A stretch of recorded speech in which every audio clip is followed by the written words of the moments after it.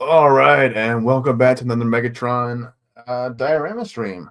It's been a little while since we've done a full diorama stream. Now, we did one last time I was live, but it was more of a touch-up stream. This is going to be a full-on diorama stream, just because I didn't really have anything planned this weekend for, drawing-wise, because I just didn't have a whole lot of time to work on anything.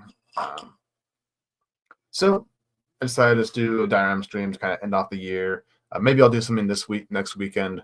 Maybe something more special, and then obviously we're going to be doing our. I got to plan out. I got to plan out the collection tour stream, which will be kind of a more in-depth look at the collection over the years, and so it's going to be kind of a more different stream, different kind of stream, because I think it's kind of hard to kind of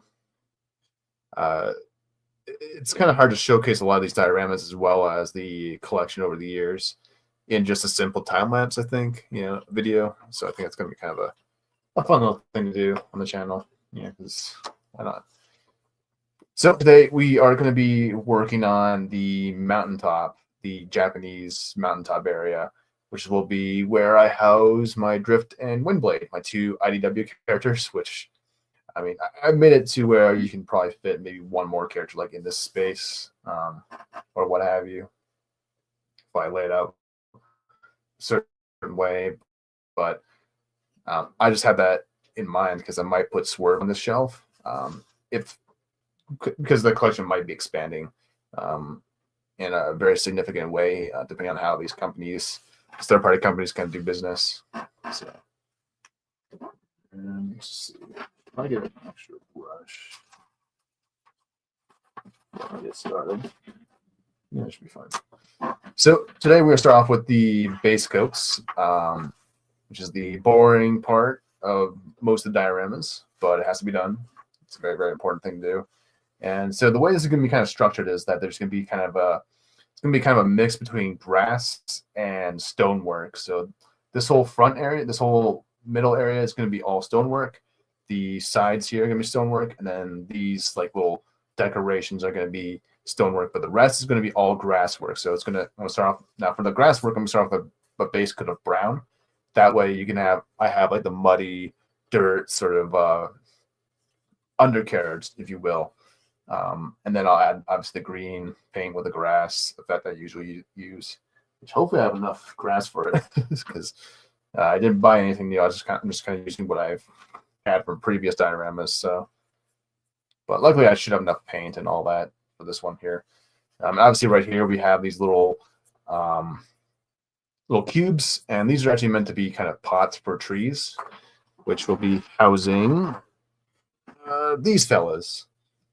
These cherry blossoms. So that's going to be kind of the theme here for this one, because it's in Japan, and I thought it would be kind of a nice little different sort of environment to put the Transformers in. But first we'll kind of move these guys out of the way. We'll be painting these guys as we go, but we're going to start off with the big stuff first, so to speak. So I'm going to kind of move these cubes off to the side here. And I've also kind of marked off like the little squares where they're going to go. And as we're painting, we're kind of be conscious about that and try our very best to stay away from painting anything this square. That way, we can have a nice sort of even lines putting it back, and it's not going to be a big deal. Actually, you know what? I might as well just go ahead and mark it off with a pencil. With a pen, I mean. Just kind of dig into the foam just a little bit. This is too big. Grab a ruler real quick, just to kind of indicate it a bit more into the foam. Should have done this off screen, but that's okay. That way I have a physical thing. That way I don't have to worry about going over it too much. My creative juices flow, so to speak. Yeah, probably should have done this beforehand, but whatever. So now I know where my square is going to go.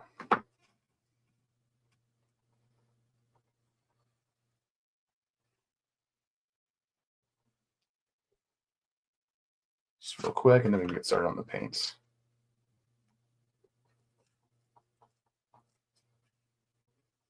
And I think for this one, we're going to start off with just doing the stonework.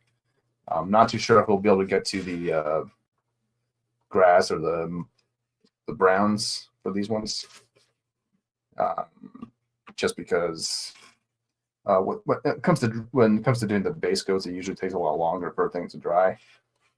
So while we're waiting for that to dry, we can also work on the back and side walls because we got a lot to do there. It's going to be a simple back and side wall though. I'll kind of show that in just a minute. But we're just going to do kind of like a mountain sort of a range.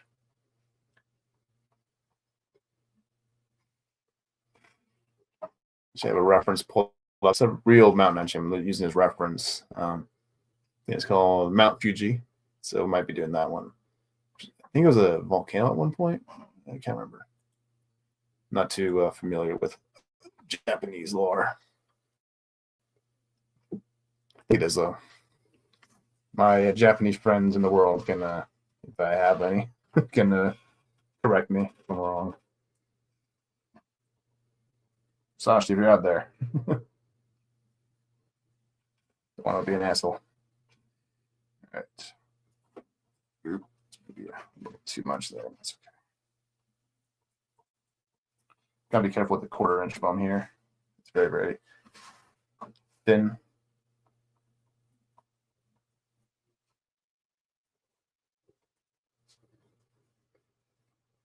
Just need to have a physical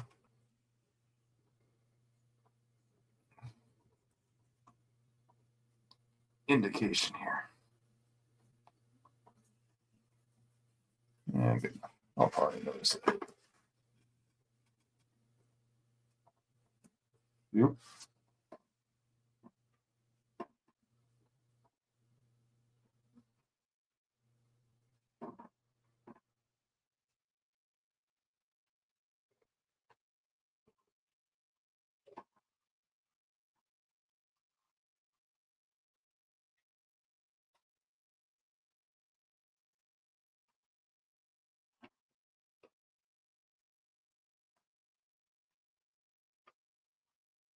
That's big enough. Don't want to do too much. All right, now we can start painting.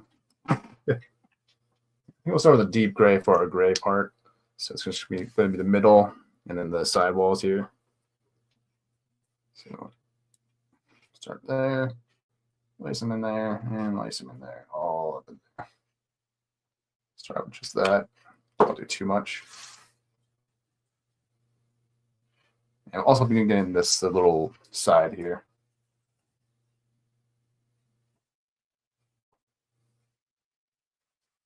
Real quick, just grab the edge.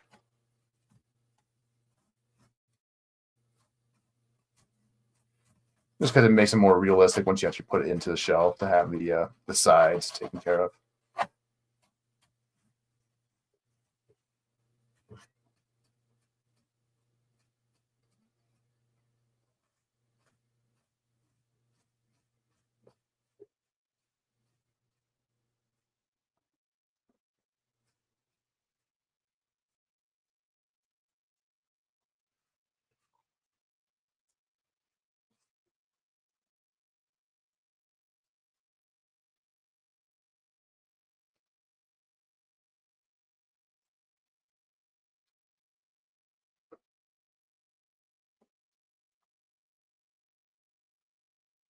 Not too sure if I'll be doing a wash on this one, maybe just for shadows on the, I need my extra brush. Start with the big areas first. All this shit. These guys.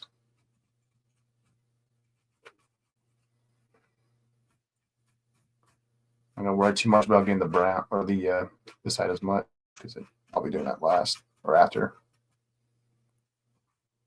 Just need to get these areas covered.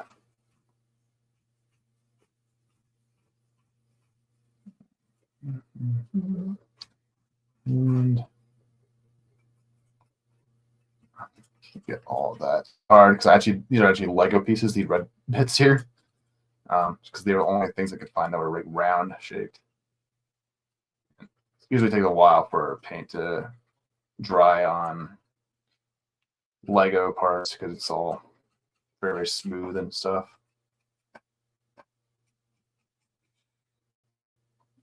Okay.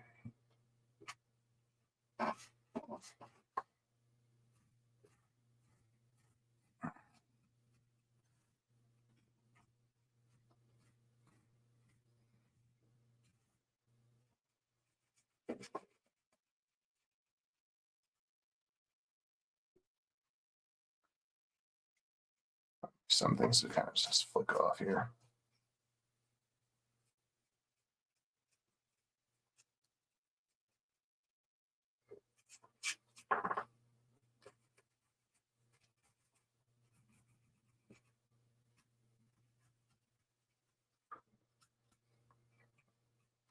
And anything we can't get with the a sponge stick, we can get with the brush. I try to get as much as I can with the sponge stick here. Might need a second coat just to kind of cover up these guys here. But yeah, usually best to get like 1 or 2 coats in it, or 2 or 3 coats, depending on what you're painting. Actually, some surfaces kind of require a bit more attention than others. So yeah.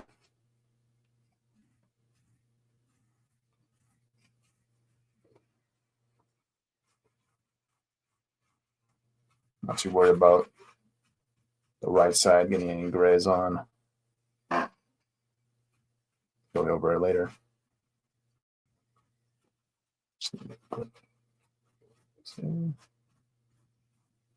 I thought about doing like some sort of stone work or something here, but I want to kind of keep it just like very, very simple here.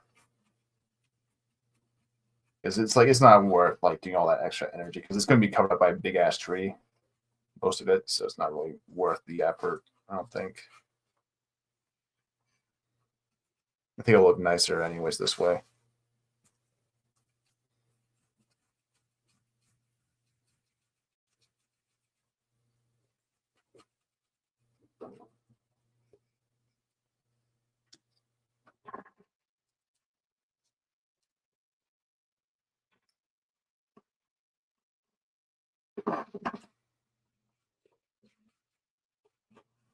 I'm just getting that side there. So I'll bring the camera down just a little so you can see a bit better.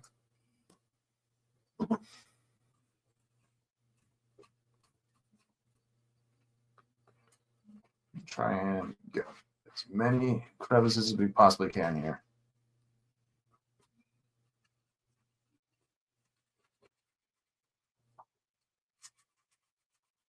And like I said, not worry about this stuff getting colored in because we'll be going over it later.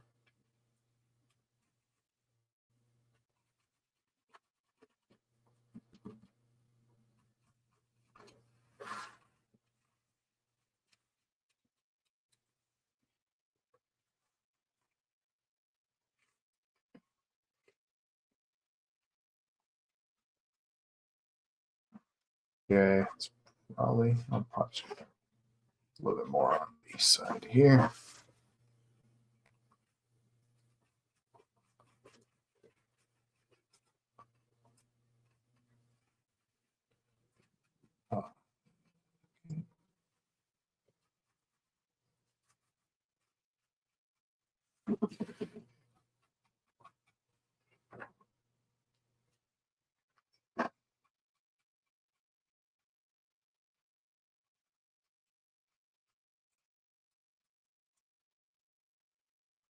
Okay, so we've got the brush.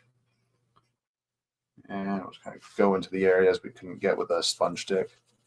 Starting with this.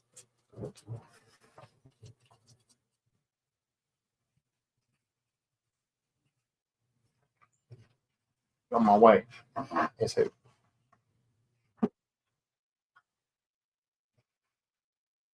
don't think we'll get too much done today. This is mostly the boring part, is just kind of doing the base coats. But we'll see. We might be able to do the trees, at least get the pots ready, but probably not to be placed them anytime soon. So probably the last thing to do, honestly. But you never know.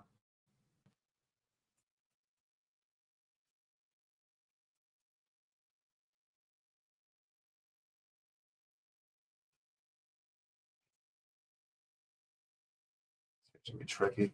It's not really flush. I said didn't really cut it properly.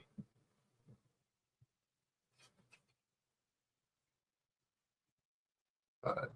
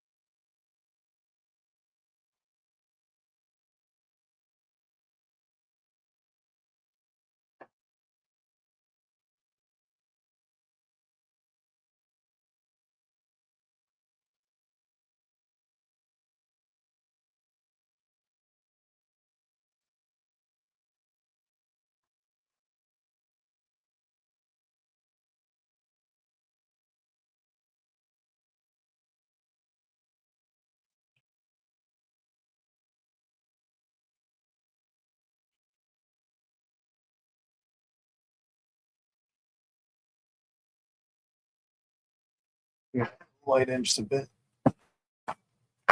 Get certain angles. Hard to see.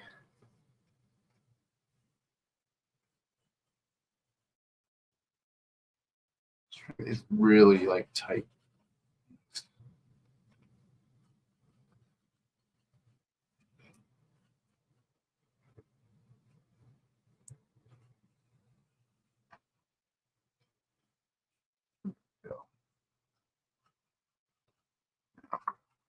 Here.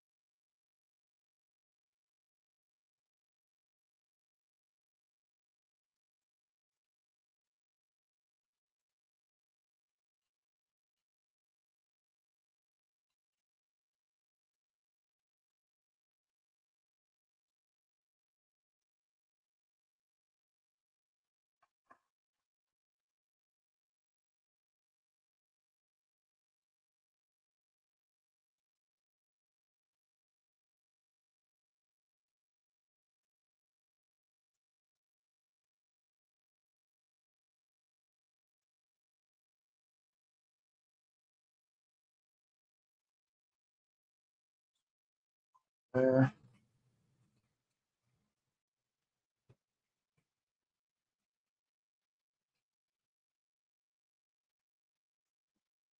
Get as much on those balls as possible, so to speak.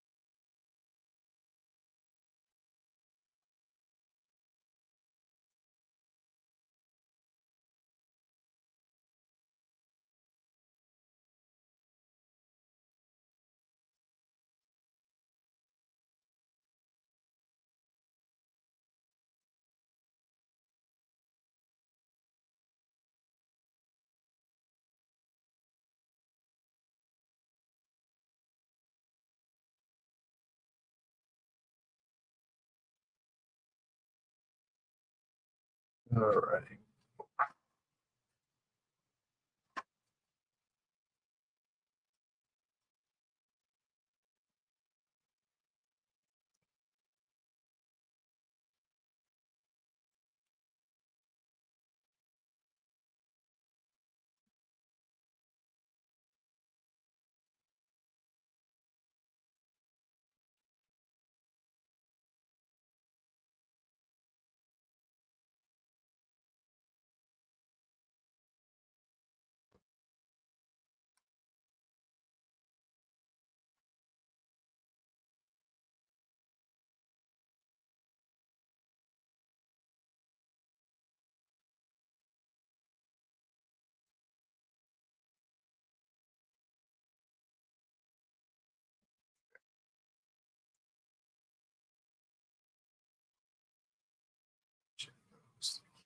pockets. White. Just looking out.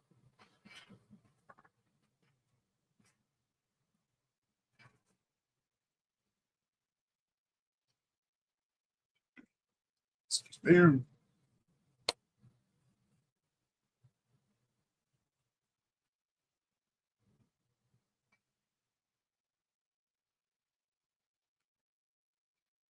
It's around. We're good. Model things. Once I do a second.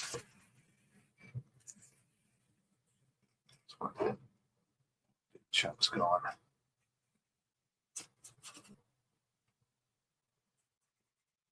Behind. Right.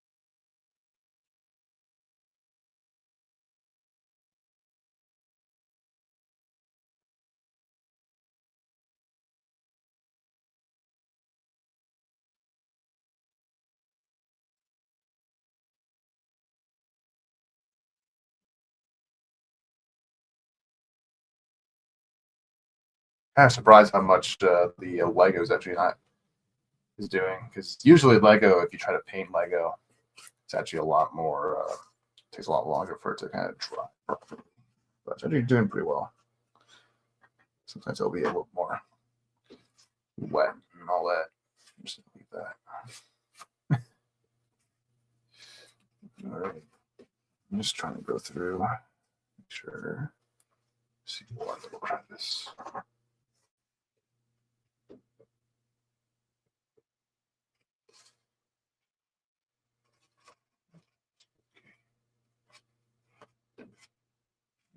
Okay. I'll let that dry for a bit. Do a second coating in just a minute. First, let's get these guys going. I'll do this.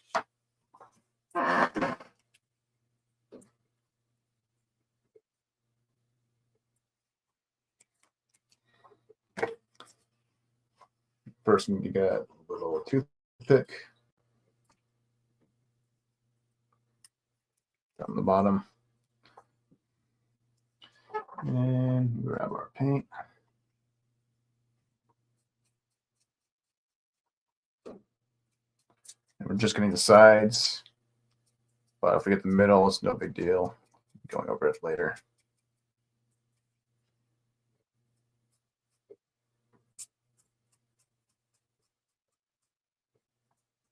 Try to get every nook and cranny this has to offer. We'll start with the sides. We'll do the top and bottom after. Want to get the bottoms just in case, because not all the little side pieces of foam were cut evenly. So you never know what might be popping out. You see it on the shelf. Something kind of here. It's too much.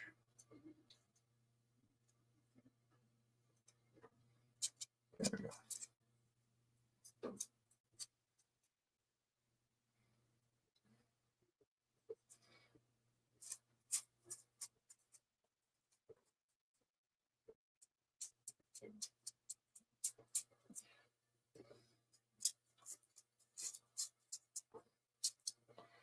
Okay, let's get the top view.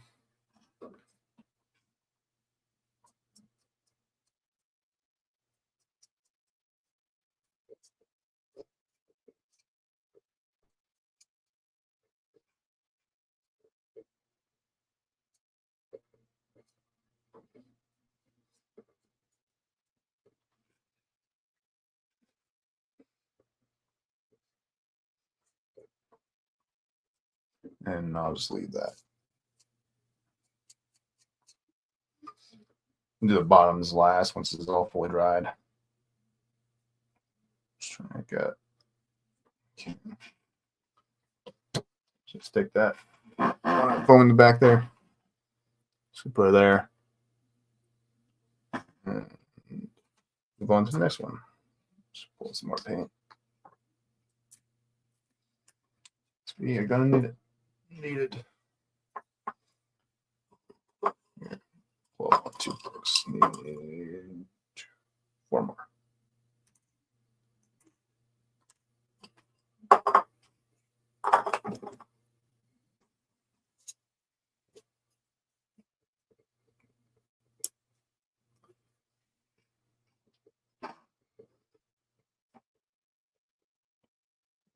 Just gonna go like this.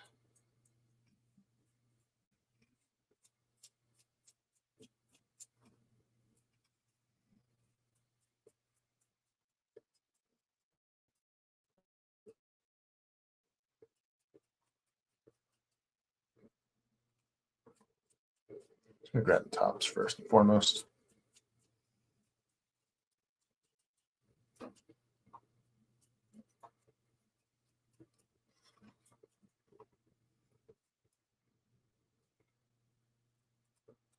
Just a little deeper. So this there.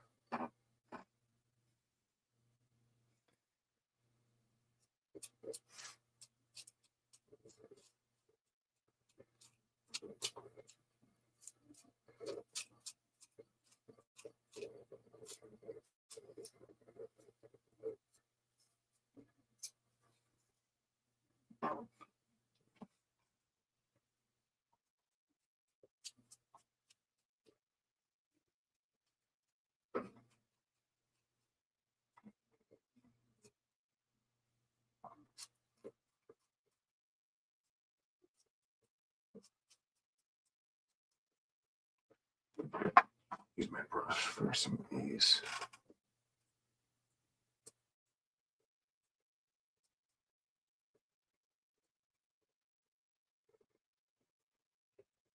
Yeah. This is usually the boring part of these streams. Is oop, right through it. It's okay though. Actually, that'll make it easier for when I put the plants in.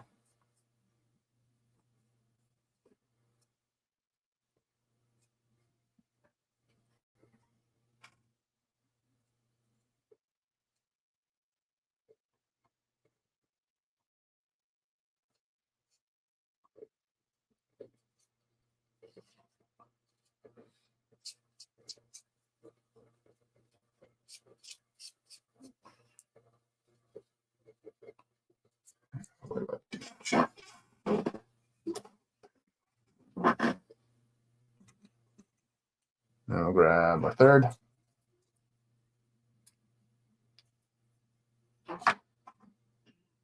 Our sponge stick. And fire away.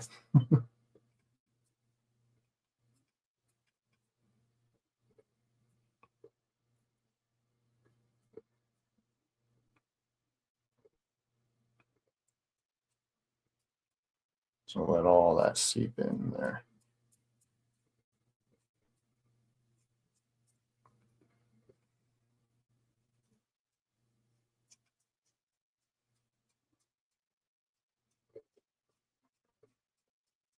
But yeah, everyone's kind of talking about the new Superman trailer just dropped out, and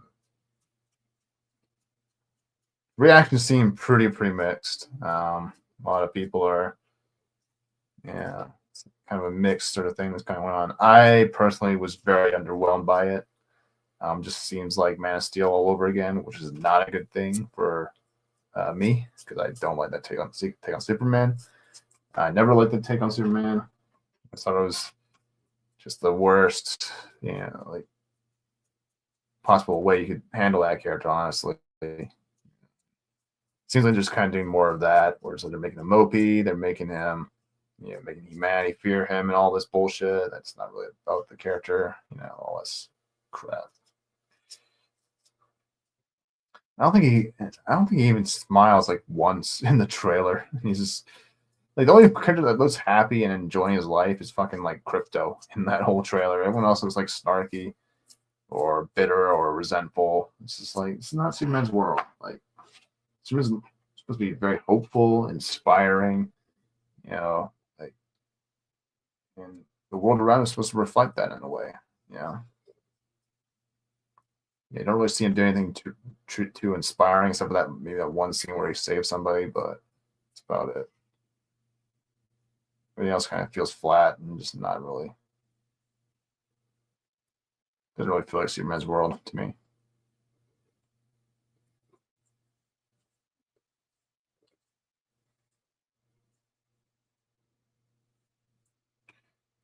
Okay. That.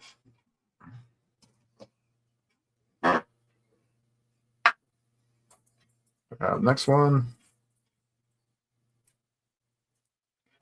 And trying to check on the base layer. It's still drying a little bit, so I think I probably need a second coat while it's drying, though.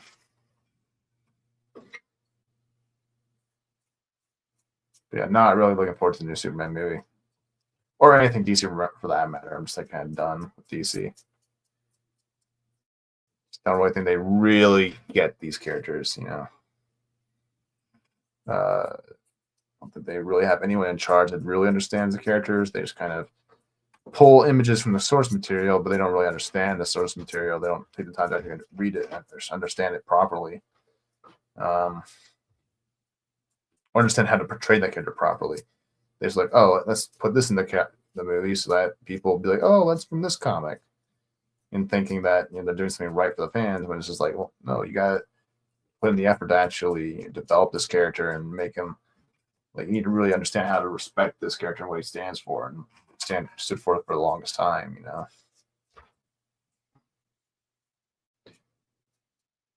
So I don't really think anyone in Warner Brothers really gets that. You know, I think they just have this very warped view of what heroes are, what Superman is.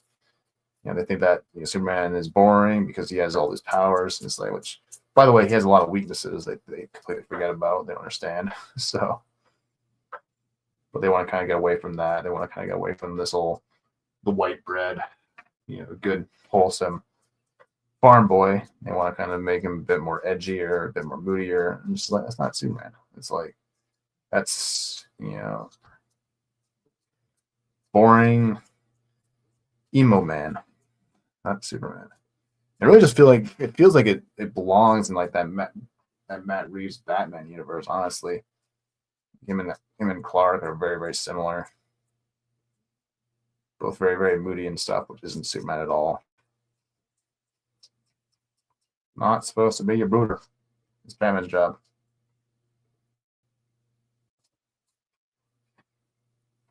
It's supposed to be the opposite of Batman. It's supposed to be light, inspirational.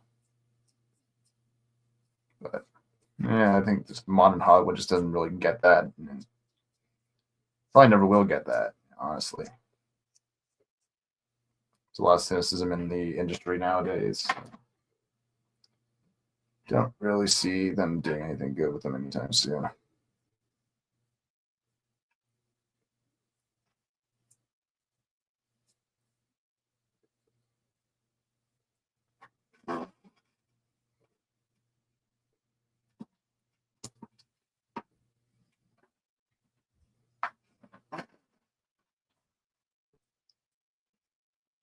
Okay, last one. Before we can move on to our second coat for this guy. And then maybe another second coat for these guys here. Depends on how long it takes for them to dry as well, because they got pretty thick layers on.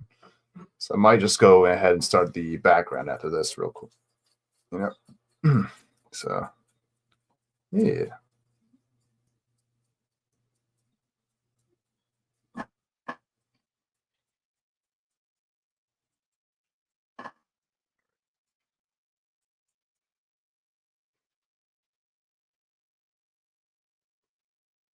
And a lot of the costumes for that movie look really cheap and lazy.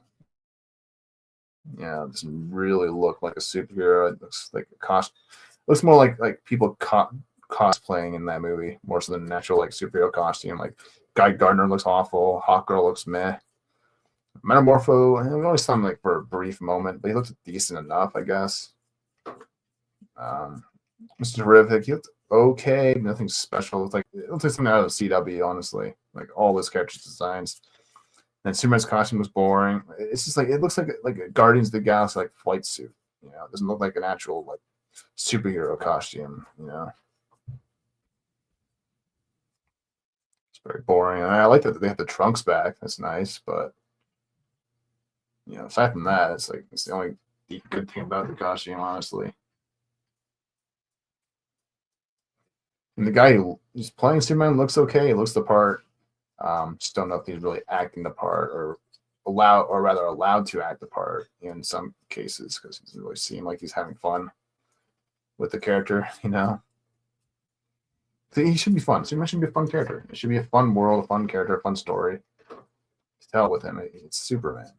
You know, you can take yourself seriously, but obviously in key areas, but you know, it shouldn't be that serious all the time. Yeah, especially since the beginning of the new reboot, I guess, of the franchise. You know, it's like why don't you just like lighten up at the very beginning and then go darker? You know, like MCU did it pretty well actually. You know, because it's more impactful now. Because like Infinity War was so much more impactful because everything else leading up to that was very very lighthearted. You know, you didn't. It was very very hopeful and all that. But now once Thanos came in, and then that's when everything really changed. You know, change of the landscape of it. And it made it more impactful. It made it more memorable. Yeah, because it's a big like shift. You know, it's like, oh shit, this is no longer, you know, it's like this is getting real now. Yeah, sort of thing. But people feel like they have to be Infinity War all the time. It's like, no, you can have fun. Like start small, work your way up. And that's the best way to kind of do things, honestly. You don't have to have all these like Justice League characters in the first Superman movie. You can just have Superman and Lois doing the thing, you know, just be a simple story. It doesn't have to be anything apocalyptic or anything like that. Even you could do something like that. Because Superman does have the villains, a very wide array of villains to kind of work with, you know. I just don't think that DC really gets it, you know. They got it with Christopher Reeves, but ever since then, there's just been no end in sight. And then obviously, yeah, the Snyder Bros kind of complaining, oh, it's not dark enough, or all this bullshit. They want it to be more gritty, you know, and it's just like, no grit. Superman doesn't need grit, you know. He's Superman, not Batman. Stop trying to make Superman Batman.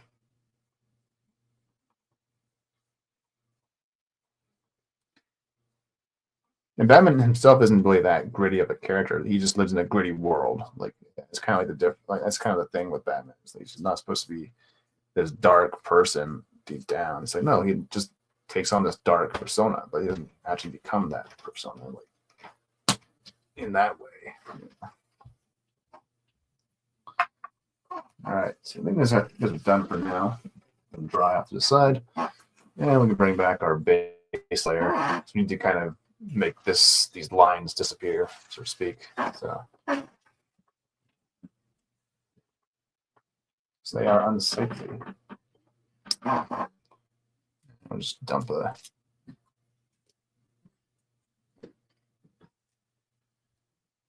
fair bit on there.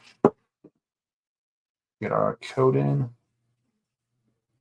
Anywhere on Christmas or on the winter, but the painting kind.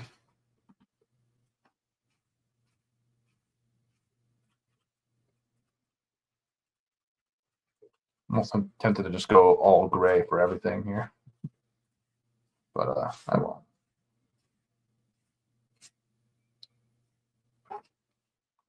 Too much on there.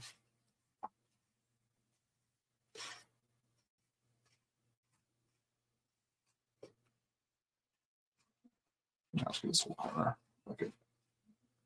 I'll be doing it later anyways.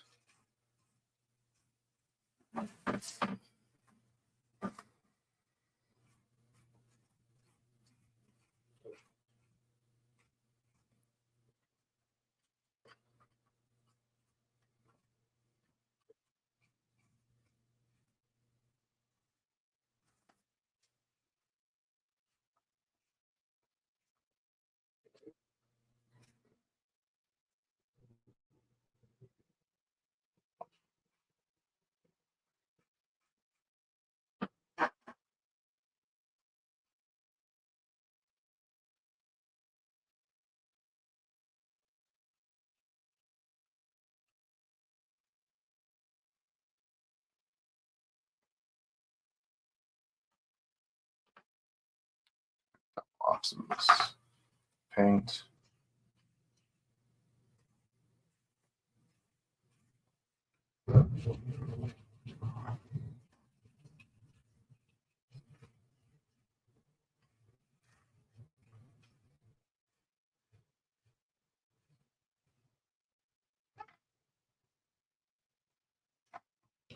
Put too much on.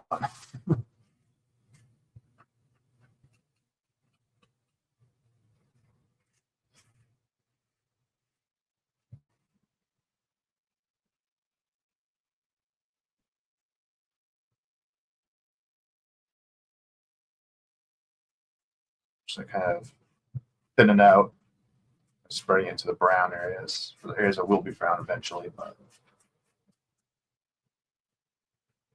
oop, yeah, that little piece needs to be taken care of specifically.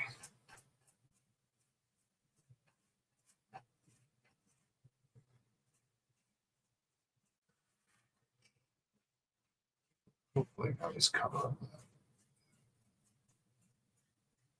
Luckily, you won't be seeing lines very much.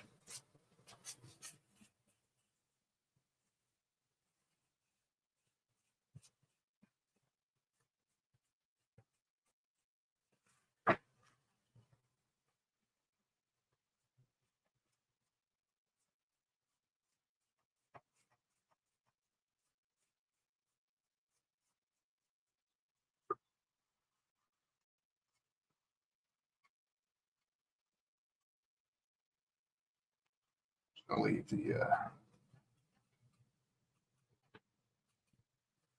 ball there. This might have to be a shorter stream. The thing with these is like it's a lot of it's just like waiting for ink to dry, you know.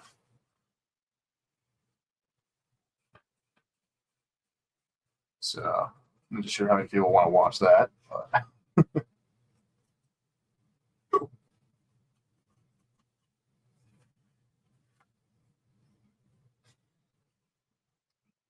yeah, there are people out there who like to watch paint dry. Sure, everyone's got their thing. How weird it is. Yeah, right here I'm just like what I'm doing right here is just thinning out the paint. I put a little bit too much on. Kind of spreading it out elsewhere. Even though I'm just not going to stay gray, it's not that big a deal. Actually, it'll help actually kind of. So I might just go ahead and just like go over all of it. So it'll actually help it. Once I bring in other colors like brown and greens on top of this stuff, it'll actually kind of help it dry faster. So I might just do a whole gray on the ball.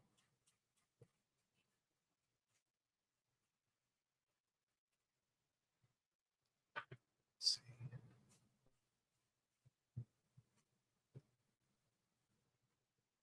Yeah, that's what I like. Be careful.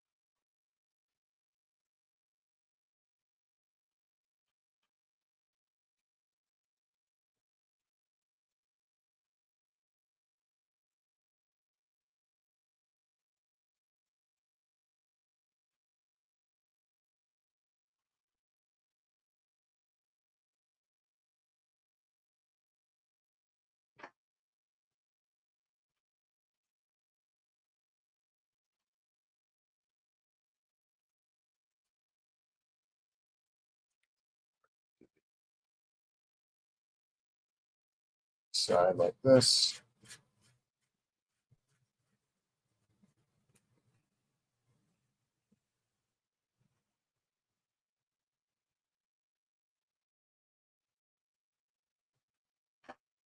I'm actually going to leave the white bits kind of hanging out in the square boxes that we kind of made earlier.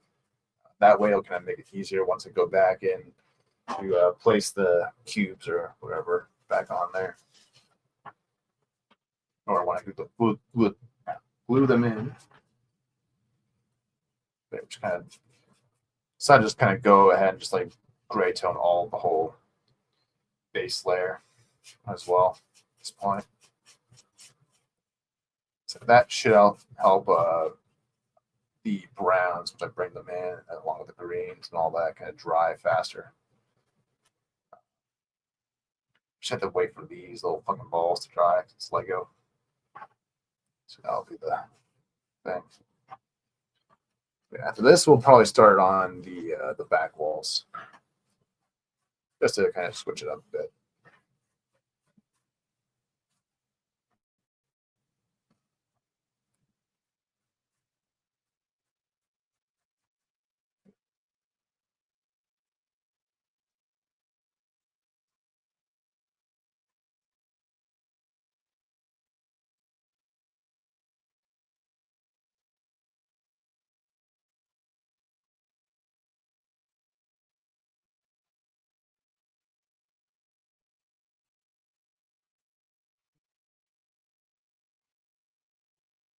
And I'll just tidy that side here. Yeah, this is all kind of a mix of like 1/4 inch, 1/2 inch, 1 inch foam. The 1 inch foam I got from Michael's, the pink ones. Usually we'll see it in like a stack out type of thing. The aisles. I might need to get one more. Because I actually laid out a bunch of different shelves last night, actually. Using scrap foam that I didn't use. Because I only got I got like 4 sheets of it. 4 sheets of 24 by 24 inch, 1 inch foam. But only needed actually 2 of those. Because I was using that for both this shelf as well as the Unicron shelf. So specifically, and then I just kind of went from there. I was like, oh, well, I have enough here, but I also did the protect the bus shelf over there in the corner. But obviously, you can kind of see in the other, or in the defensor corner, and then you have the bottom shelf there. That's where the protect the butts are going to go. I've already kind of laid out some things and working on a few things for the future Predacon shelf. I'm just using Menosaur and those other bots there for size reference, because I'm trying to do like a whole like collage for that one of both the combined form and the bot modes for that future addition to the collection. One that, because still holding out hope that they do a Predaking, one of these third-party companies. But that's where they're going to go, and then you can't really see it, but the future Vatican and Constructicon shelves, they all have foam on there, ready to go. So, but I was still not fully convinced on the Predaking shelf just yet. It's kind of a weird spot for me. I have to lay it out in a very, very specific way. I'm trying to go through, figure that out. But luckily, it doesn't seem like we're going to have any MP scaled Predacons anytime soon, so I have plenty of time to figure it out. So, but I'm just kind of doing rough estimates, using other figures to kind of map things out. Yeah, it's kind of how we do things here. All right, kind of move this onto the side now. I think we're thinned out enough here.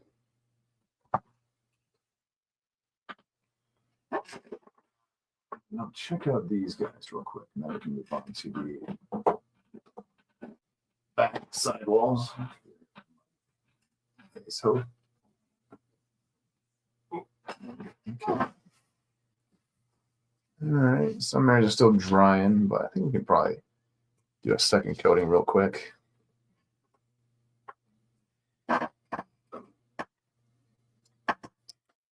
Grab a quick drink.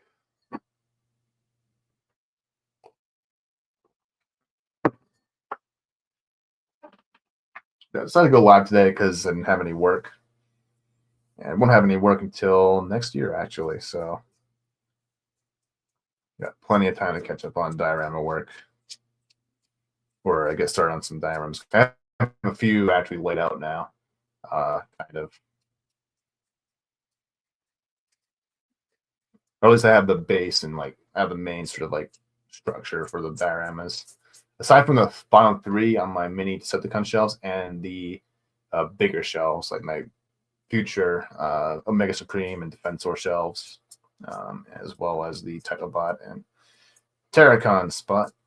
Still working on a few of those, but the mini billies though are pretty much ready to go. At least most of them are. Trying to figure out who's going where. I think I'll just like wait on those, making those. I think I'll make them once figures come in, that sort of thing. So I have very, very specific ideas in mind for them. Like, you know, I want to have Jetfire on one shelf, Six Shot on another shelf, then Broadside, and all these other wonderful characters that I want to include. And make sure I am planning things accordingly, not overstepping or understepping for that matter.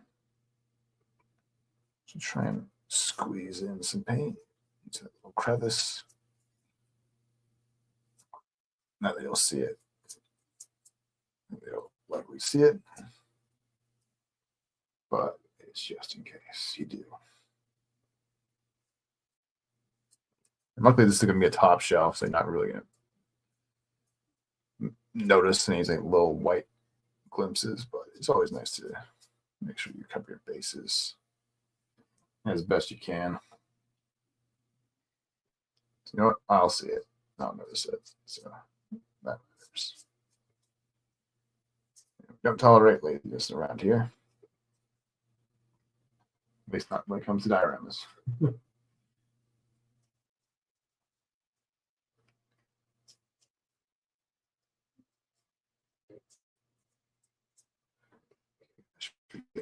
Enough.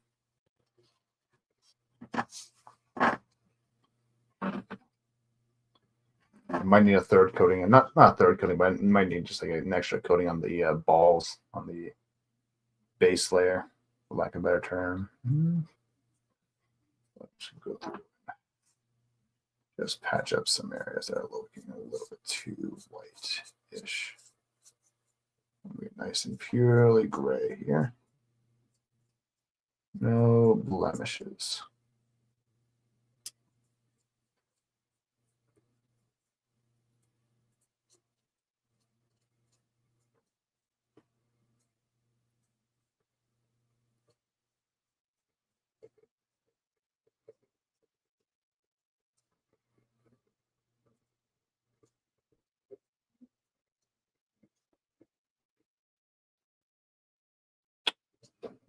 Okay.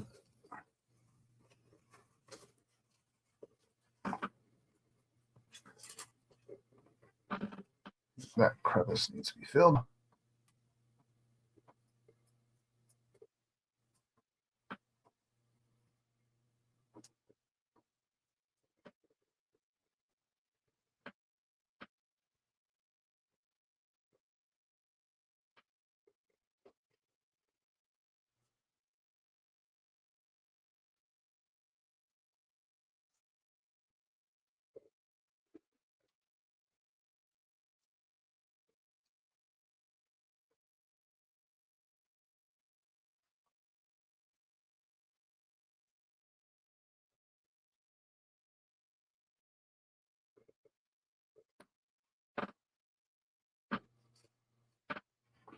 Let's go with a really small brush. Having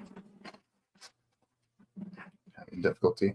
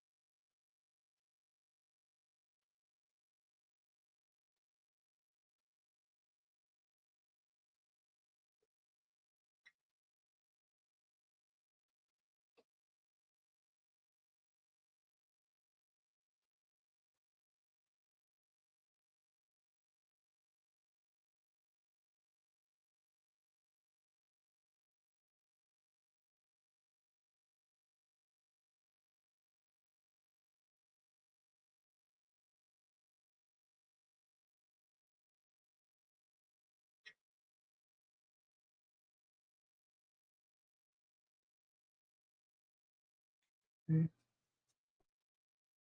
Yeah, that should be enough. It's gonna look quieter. That happens sometimes here. Just lost in concentration. Just want to get these like little crevices, and then we can set these guys off to the side, let them dry. Maybe we can start. No, still got to do the dry brushing and all that. So not too sure how far we can get today, but we can at least get the base coats and everything done, at least for the most part here. We can kind of pick up where we left off tomorrow. Because we've got all weekend to paint, so.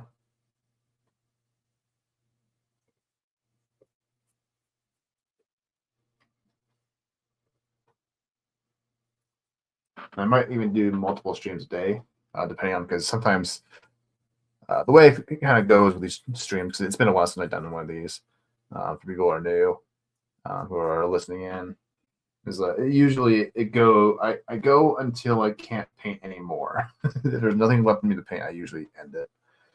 What that means is like everything's still drying. Like I'm still waiting for certain things to dry, and it's not really worth to kind of wait, you know. Because I don't think people would find that interesting just watching paint dry, listen to me babble, you know. But that's good enough.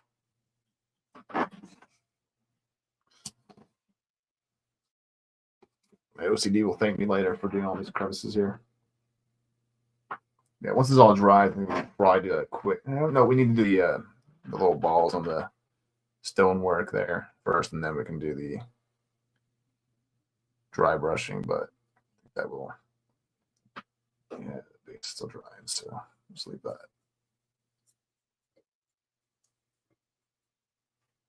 Yeah, doing stonework, and then once it's done, we do the mud, the gray, which is just gonna be one base color for the brown on the grass areas. That's all we'll need. It's gonna be covered up by green anyways. So. I just want to add extra. I just want to have a base of brown, just to kind of have that little bit extra detail of maybe seeing some like mud underneath, you know. Because not every area is going to be fully covered, you know. But we'll see. We'll try our best to cover it all in green, but we'll see.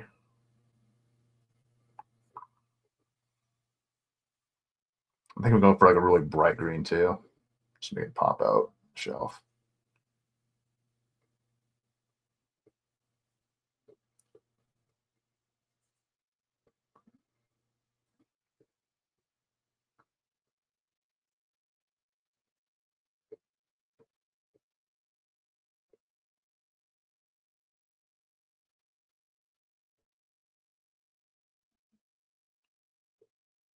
Yeah, that's good enough.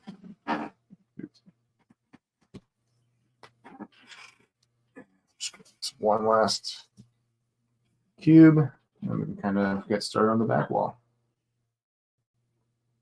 It's going to be a very, very simple one. It's going to be a mountain and some sky. So I'll probably add like a little bit extra detail. I might do like a pinkish, purplish, bluish sky. Just going to add a bit more of a difference because I already have a whole bunch of like bright skies on my shelves. I want to kind of do something different here.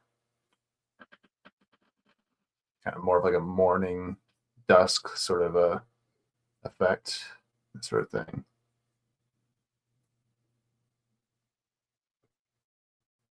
For this one here.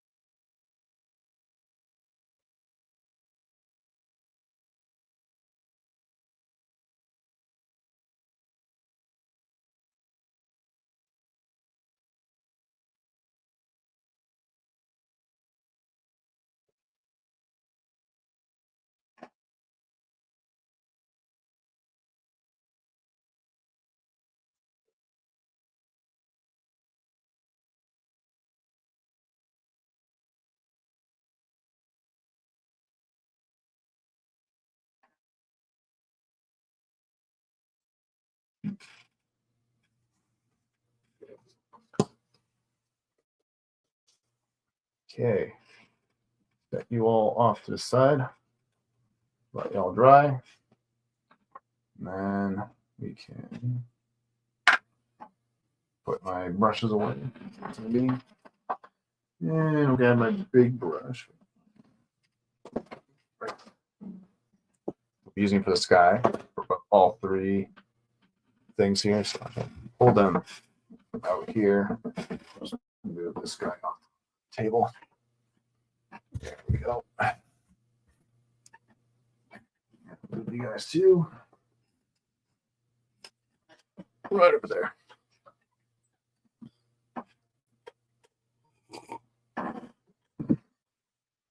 And for these kinds of backgrounds, I don't have to do anything too overly detailed. Although I will be kind of changing up the design for this mountain here, but I just keep it very simple when it comes to like nature environments. Just have a basic outline of like here's sky, mountains, grass, and shit, foliage, what have you. And the way it's going to go into the shelf is it kind of goes like this. Kind of go like into the shelf with obviously it's kind of on the left side, but yeah, that's kind of how the bookshelf dioramas kind of work for all of them. Very simple.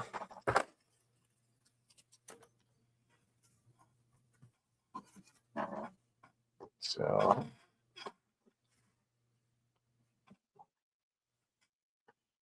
I might just tape them together actually.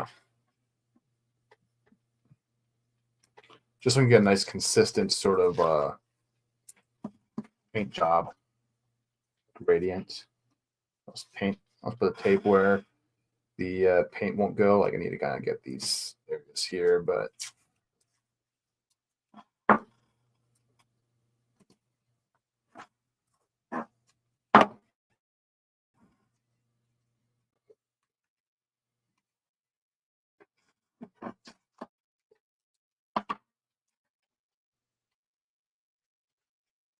there. That way, just kind of go across all of it, and it'll make things a lot easier for me. Let's do. I think we'll do. I think we'll do a pink, lavender, blue. I think that's how we'll roll for our little gradient here.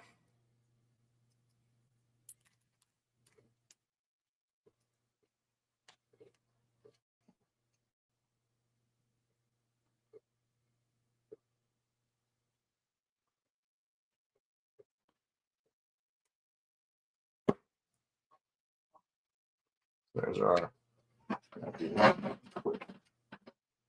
Yes, I think this one kind of oozed out a bit.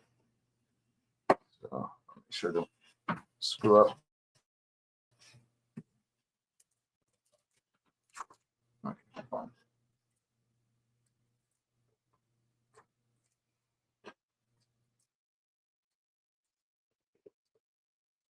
Lavender. Oops. And then we'll do a nice, not neon blue.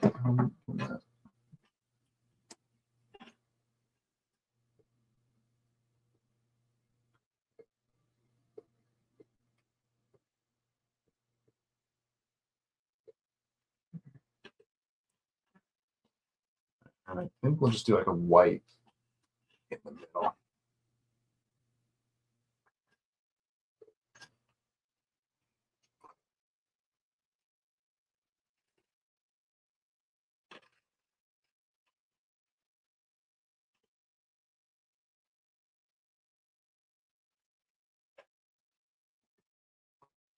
For this one, actually.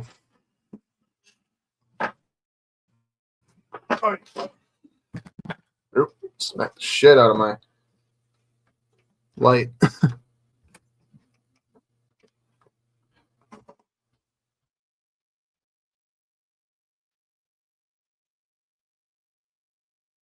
And let's kind of start.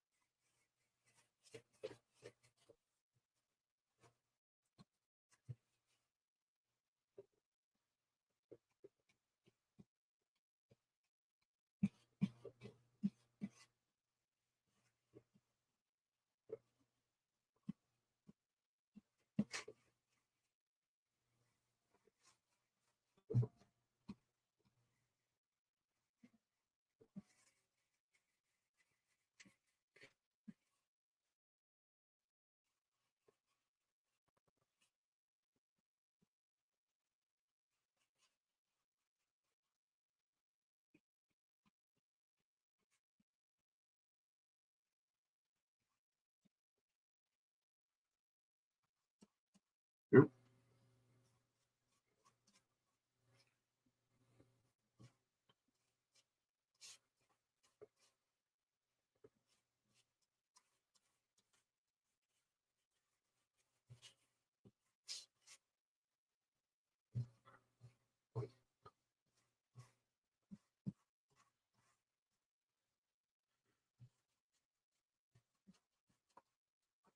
Oh, sorry, I get my arm there. But it's necessary here.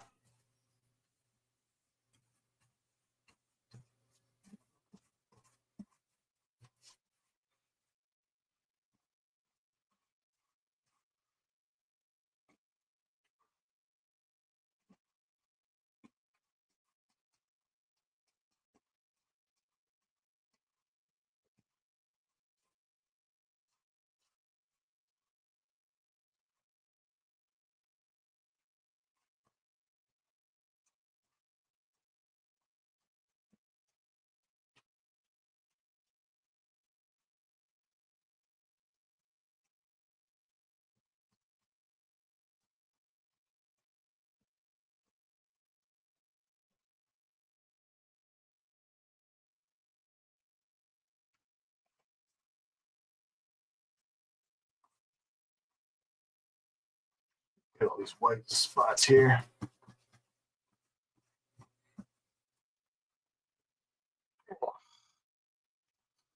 I like that though.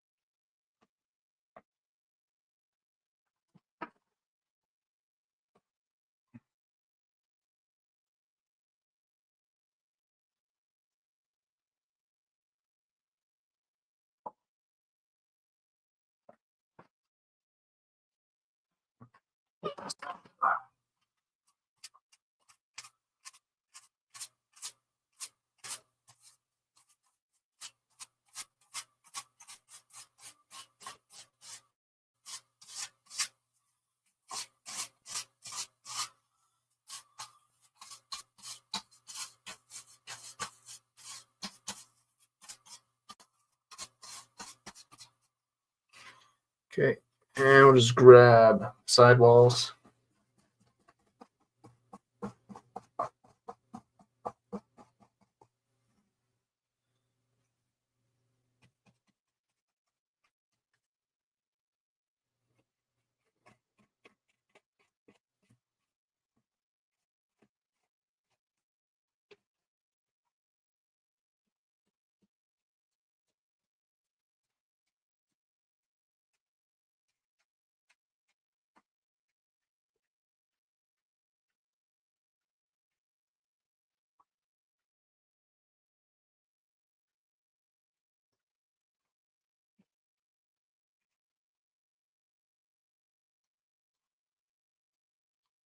All right, looks good enough.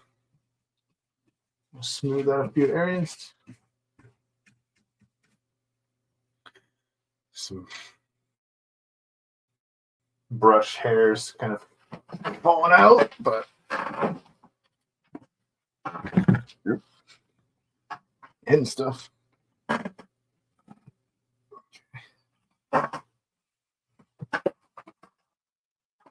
Just grab my little pointer thing. Just kind of help remove some of these grat hairs here.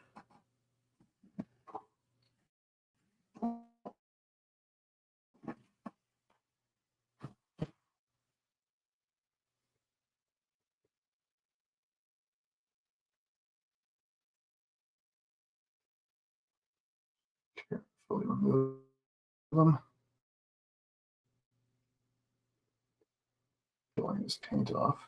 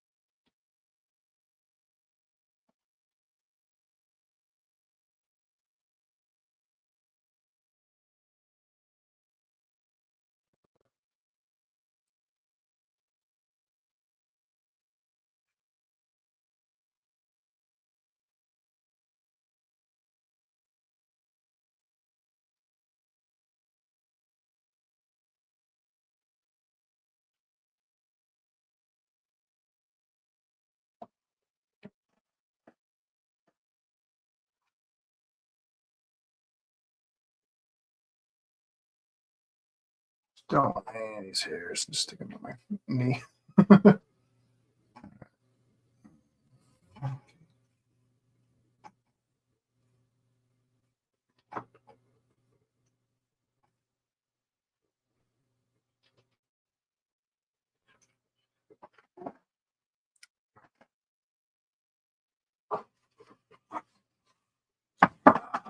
Okay.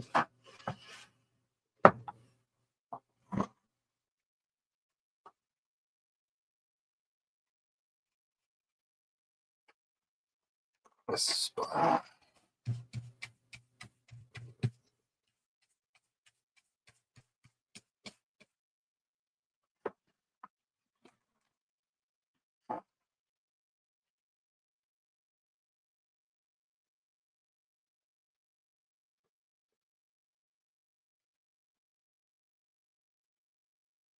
Come on, little guy.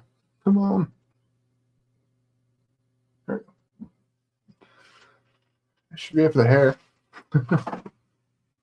Yeah. Gotta be careful with some of these brushes from my Michaels. They have a tendency to have come undone. But I actually like the way this guy's coming out. I'm just gonna let it dry for a bit.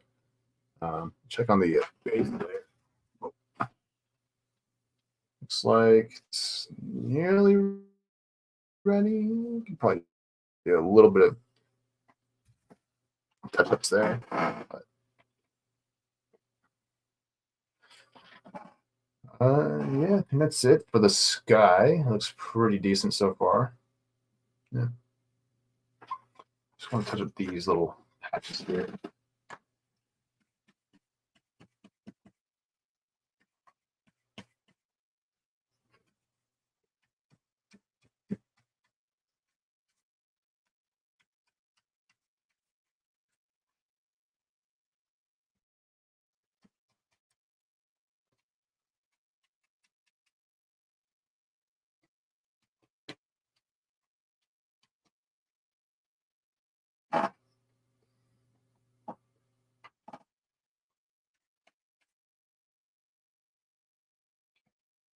That should be good enough.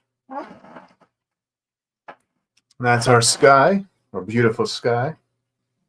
And then it'll just be a matter of putting some clouds in. Once it's all dry, it's still kind of dry, so I'll let it sit for a few more minutes.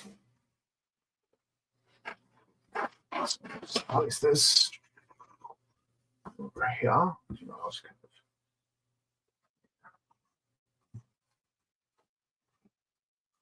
move the tape.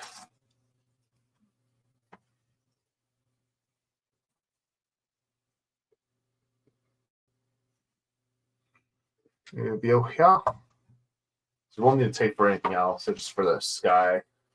Just to help to kind of make a more consistent looking sky gradient. Something I kind of always struggle with. So. I think that one I did okay on. So.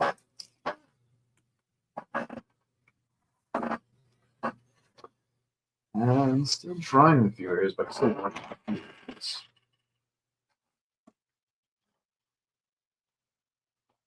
That's right. Yes, just making sure. I have shit ton of gray on the desk. Okay.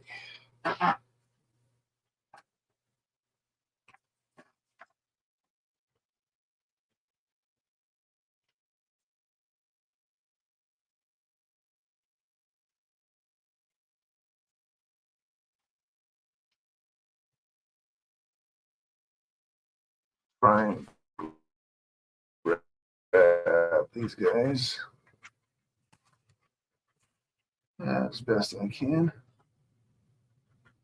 Get rid of all that red. I originally thought they'd kind of keep the red, but I kind of want to go for more of the weathered, more ancient sort of look here. Like kind of like it's old, like little, not temple, but not or a shrine, but kind of like a nice, almost like a park almost type of deal. It's kind of what I'm thinking, anyways. Didn't really have a specific area in Japan in mind when I kind of came up with this. I was like, okay, well, let's do these little steps here. Go from there. Have some cherry blossoms. Done deal.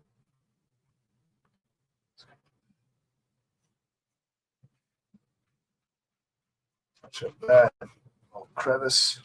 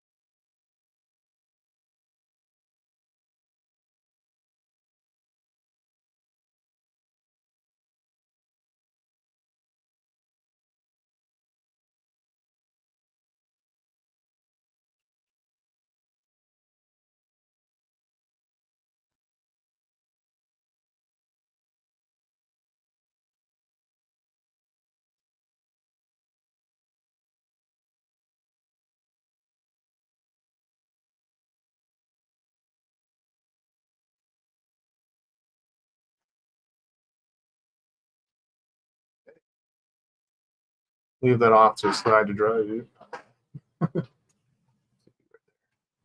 I'll bring back my little cubes. And these ones I might be able to do some dry brushing on if they're ready. Yeah, not going to wait for the little crevices to dry. Apply. So these guys I might actually be able to finish today. Possibly. So it's a good thing. So we'll start with this guy.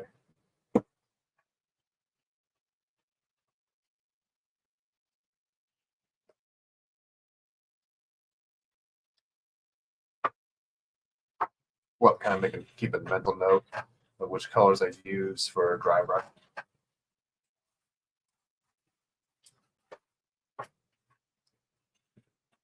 That'll be fine.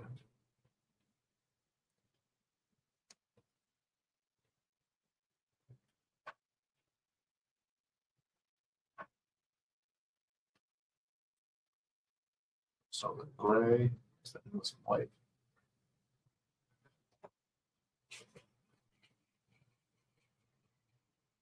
There we go. So these two are my troublemakers.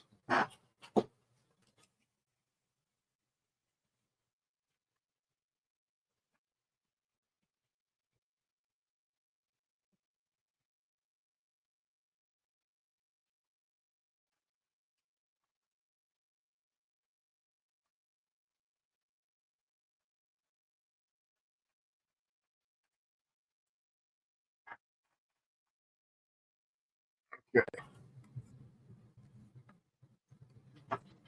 And we can start doing some dry brushing. Give a little stonage, some detail.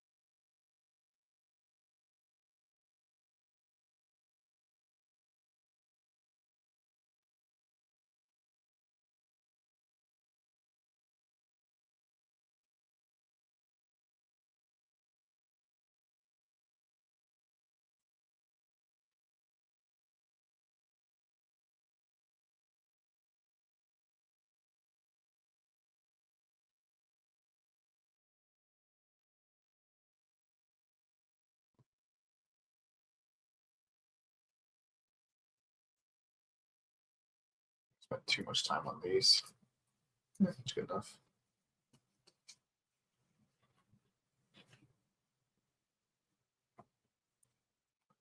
So I think what will happen is we'll do these guys. What time is it? Only an hour and 20 minutes in. Jeez. A lot done, actually. Not gonna lie.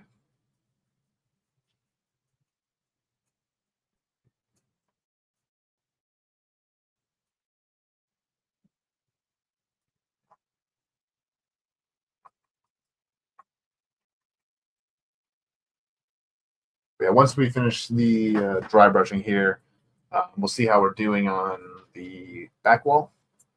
And then if it's still drying, and if the base is still drying, then we'll move on and just kind of continue on work on these little guys.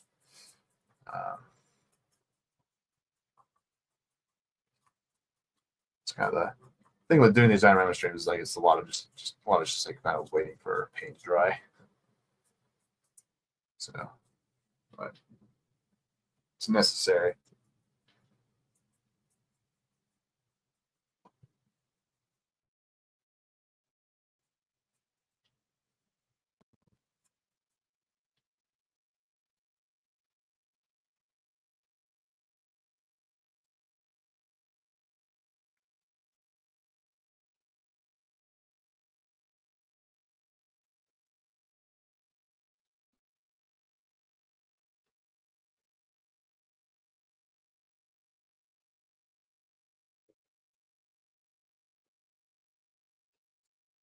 It's good enough.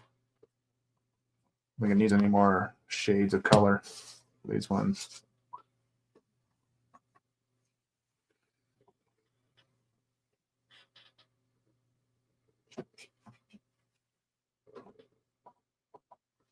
Start at the tops actually from that one.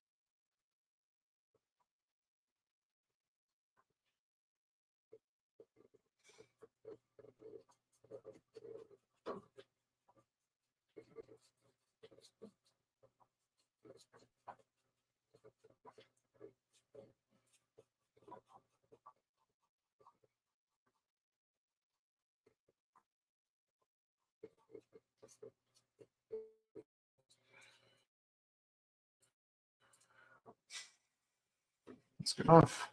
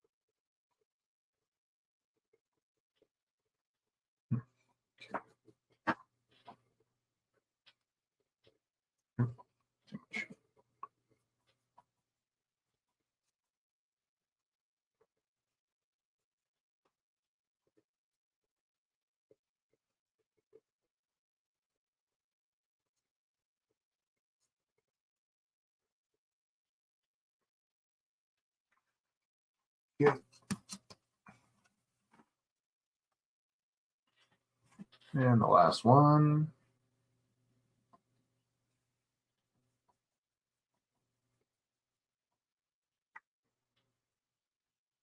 Might have a bit more weathering actually onto the those stones. I maybe add some like taupe before doing my dry brush on that. But we'll see. We'll see. Just don't want to spend too much time on these guys, you know. It's gonna be very. I kind of learned to kind of like prioritize certain things over others when it comes to doing these dioramas. Like,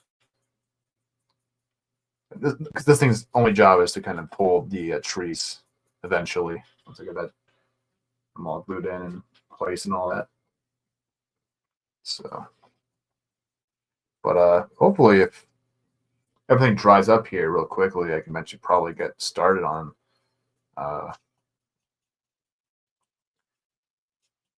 I might be able to finish off the base tomorrow if everything dries, you know, in time. If I can get these guys done here real quick tonight. Yeah, the base layer might be done. It's usually the base layer that actually takes usually goes by the quickest. Once you have the whole base layers in and all that, usually it goes by pretty quickly.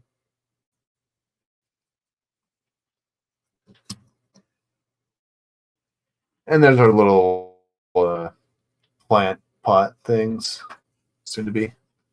So let's see, should I do? You know, I might as well stick with this right now. Finish up these because they're not much time to dry. So yeah, I'll keep these guys together. The paints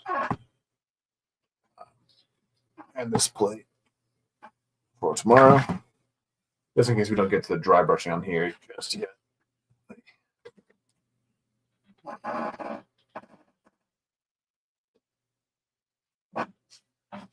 But we'll start with an espresso actually.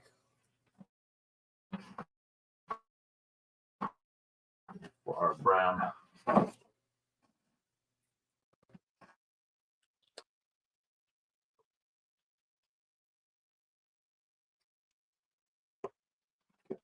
Brush. Flat.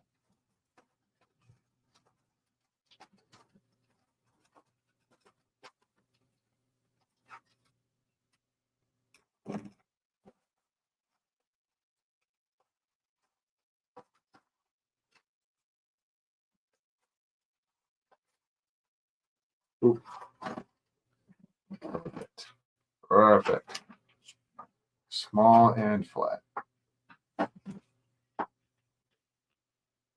and then we're just gonna go all into the cube here. So we gotta kind of just map it out real quick.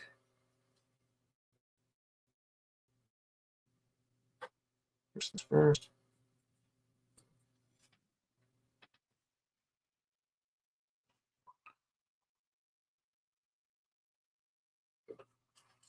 And then after this, we can probably do some grass work on it.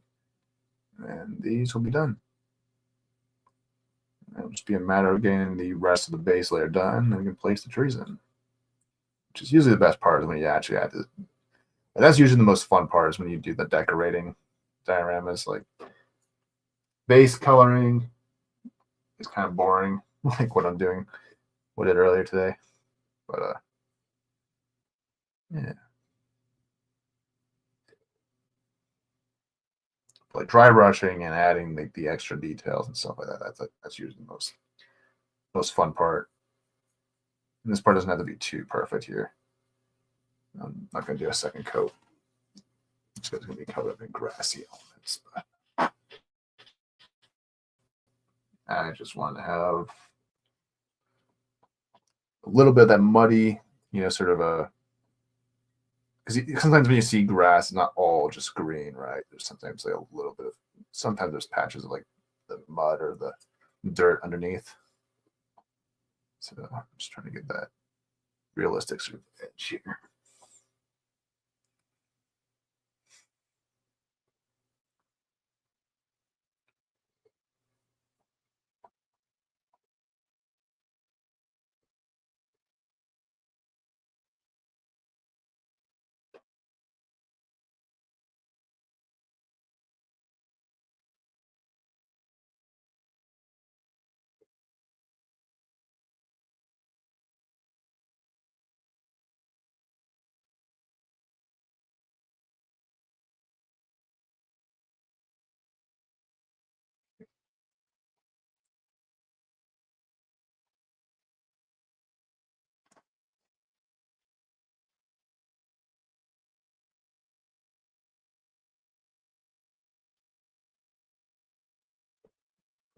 Third one.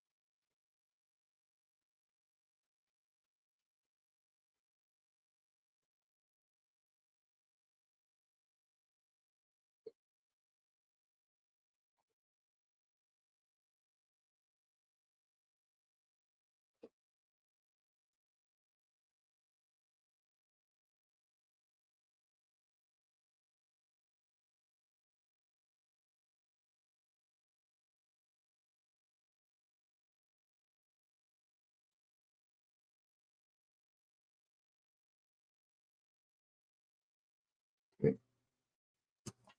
And we got 2 more left. We'll let this dry. Once it's all done, we can move on to the sky, see how it's doing, and see if we can start doing the clouds. And then maybe, and if the clouds dry pretty quickly, I probably should have done the clouds right now, actually, but whatever. Oop, camera's going out for some reason. It's okay.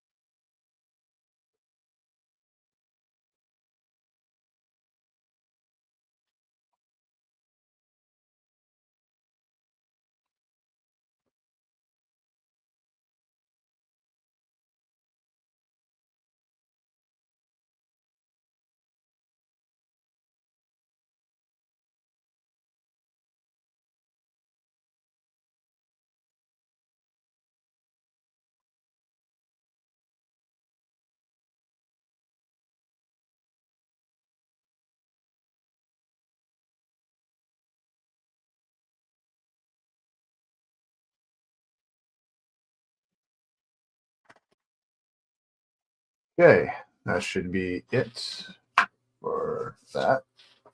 Okay. Just put you guys. Oh, almost fucked up my whole camera. Get to the side.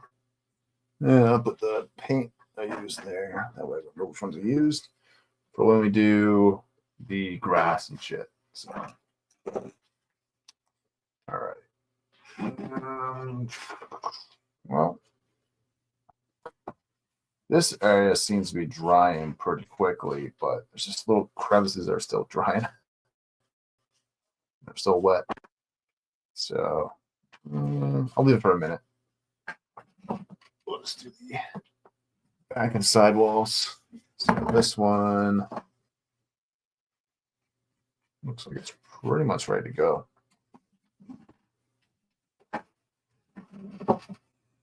So grab our white paint. Maybe I'll mix that with some pink. Just gonna add a bit of flair to my clouds here.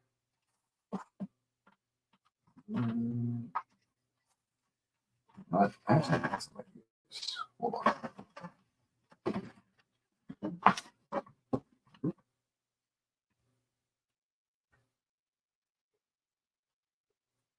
These little sponge sticks are kind of rounded.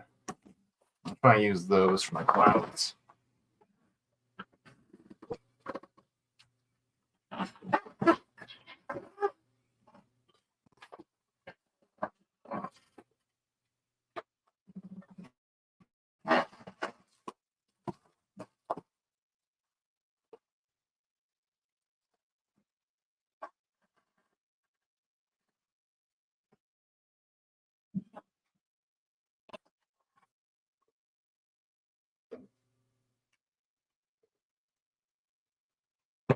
Cheers.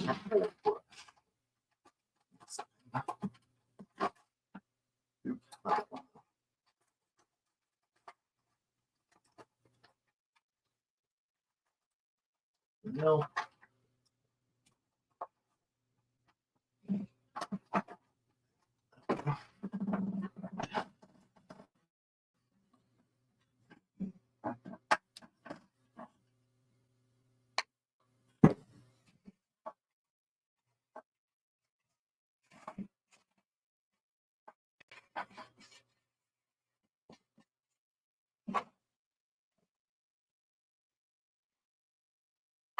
Just want to do a quick test with one of these smaller ones.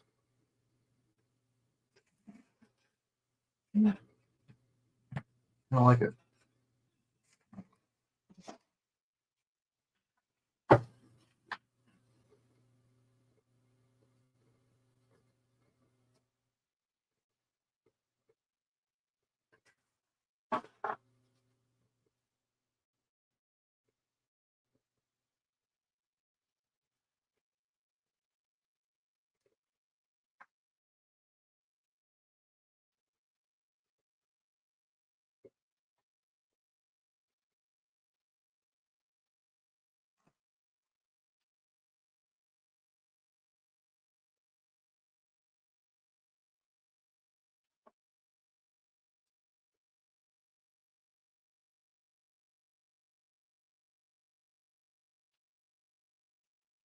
Mm.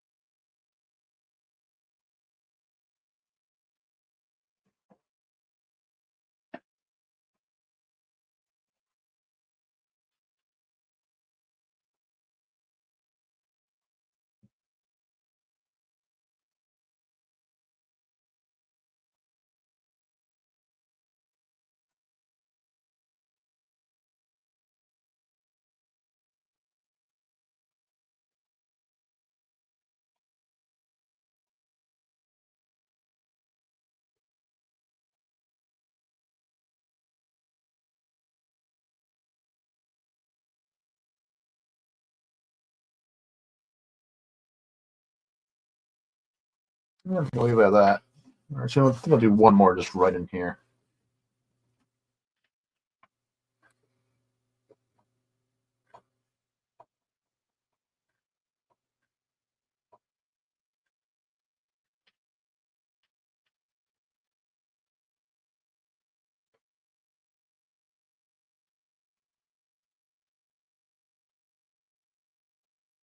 That'll be it.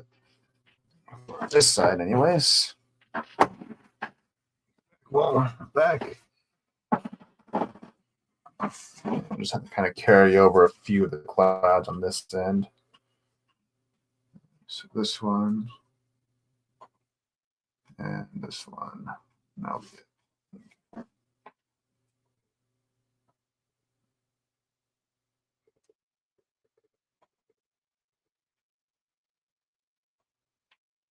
She doesn't get covered up by mountains. Don't worry about it too much.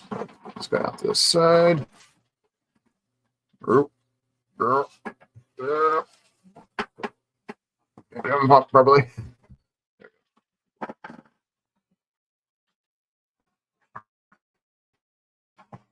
What are you doing there? Out of here. Hey, Sue.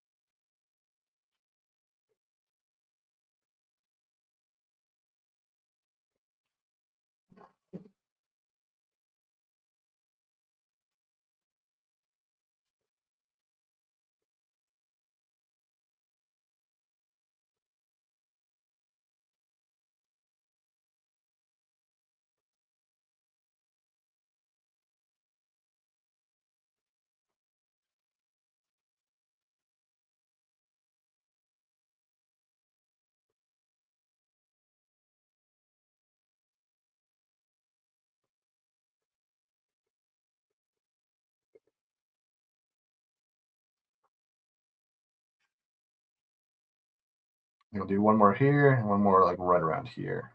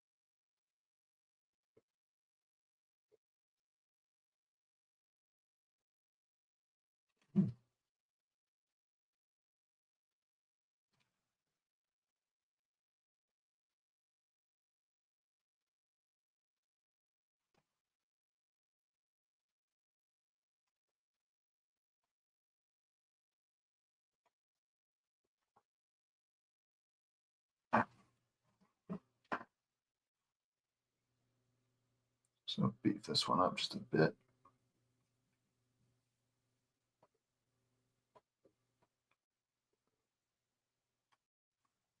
That should be good enough. Yeah. Should tighten up this one a bit.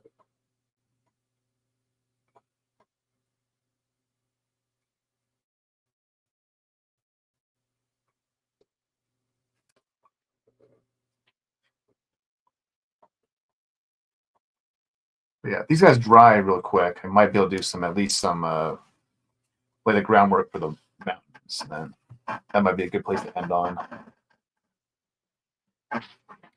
That's the back wall. Need it just for a minute for the left side. Oh shit, that's the right side. Fuck. Okay. All right, easy fix. Yeah, okay. I'll put one in the corner. I didn't realize which side I was using. That's okay.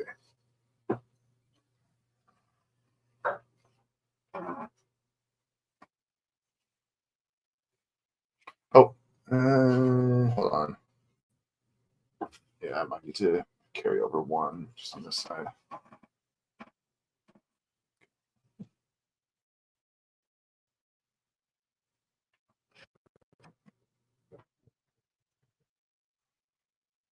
I didn't realize I was using the wrong side. That's okay. Just need to carry this one over here.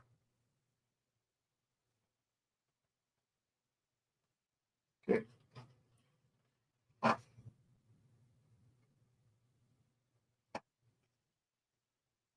right, you're done.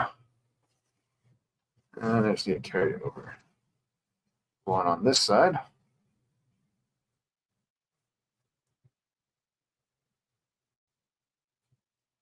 Just indicate where it starts. Well, you can get started.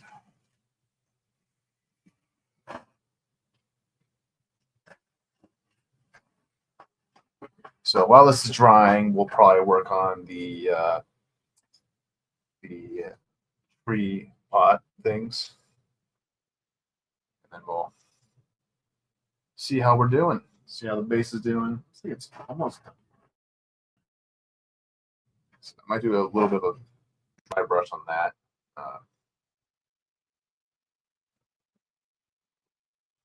See what else we can squeeze out of this stream. And we'll do one here. One right here. Do one right here.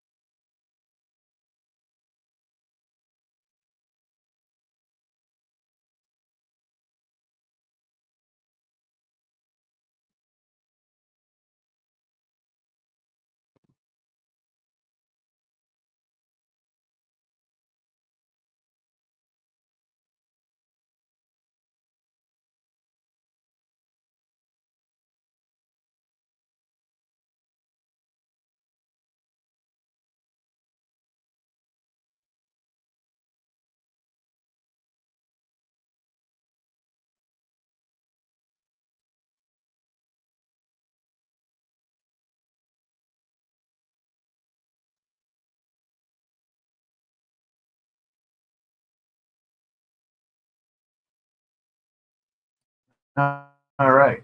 I think the clouds are done for now. I'm good with that. So let's move on, see how much my tree stumps are doing. Better term. We'll see what we can get done.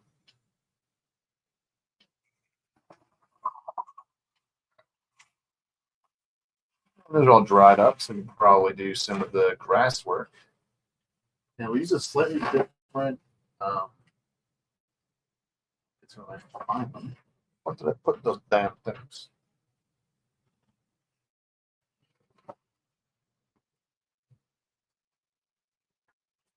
There you go. I put you guys.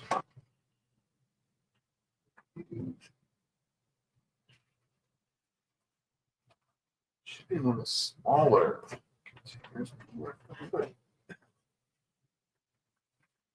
Over here.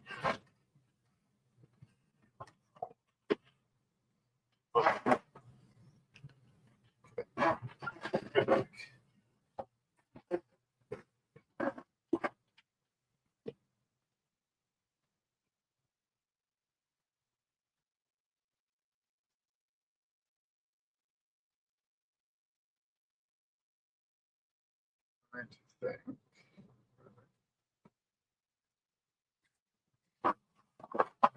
Yeah, disappear on me.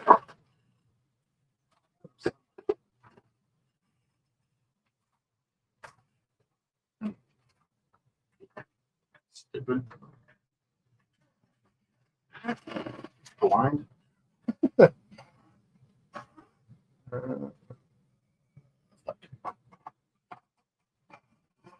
That's fun.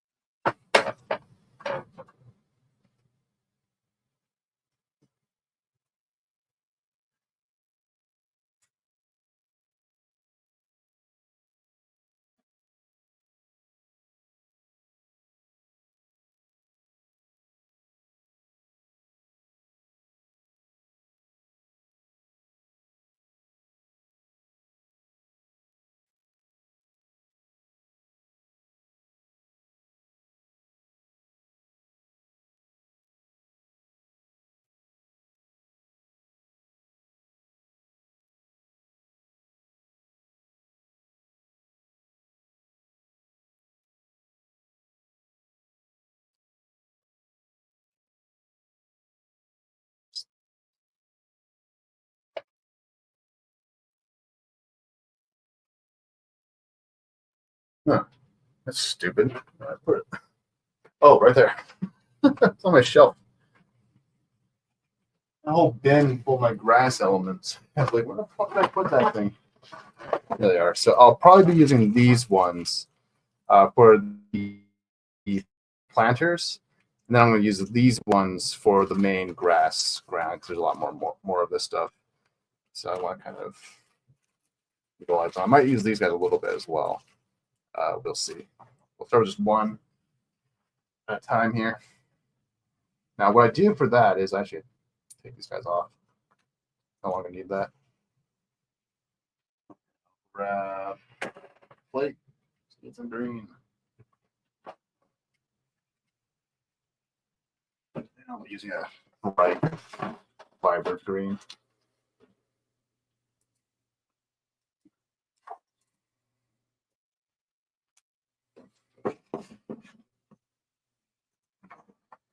And then add a brush.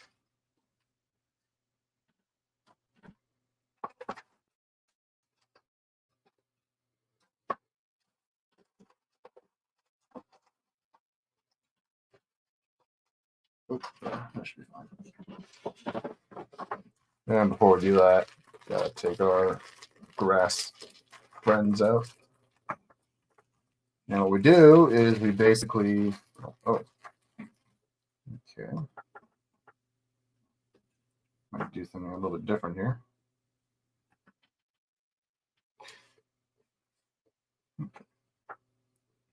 We'll try this and see how it works. I'm using this before.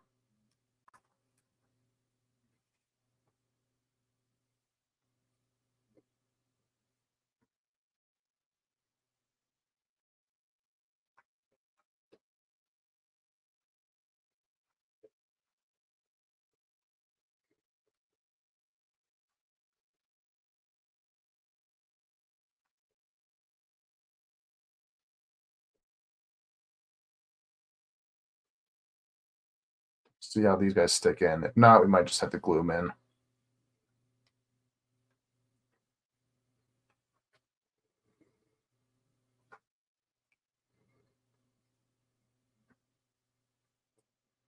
Just for good measure.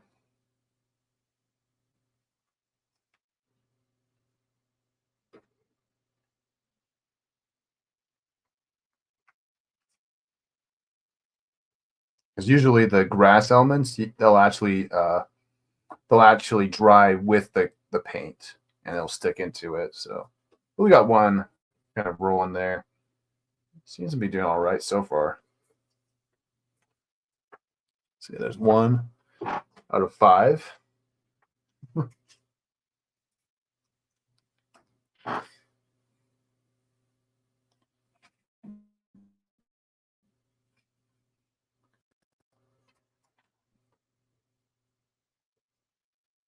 So just put as much paint on here as possible because you want to.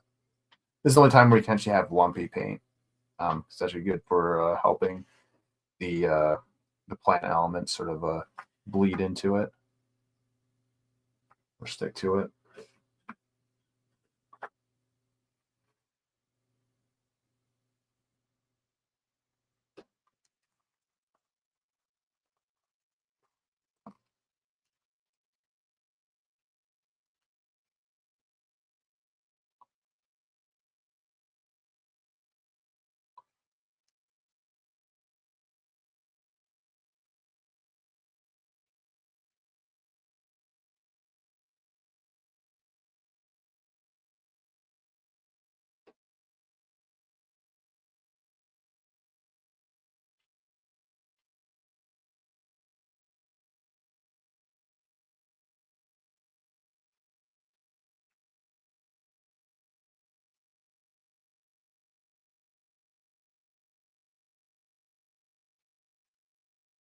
Try to push that in as much as possible, but I kind of like having like the little plants sort of sticking out.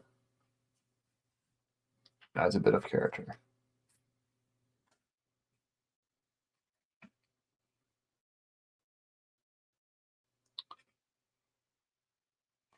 And do the third one.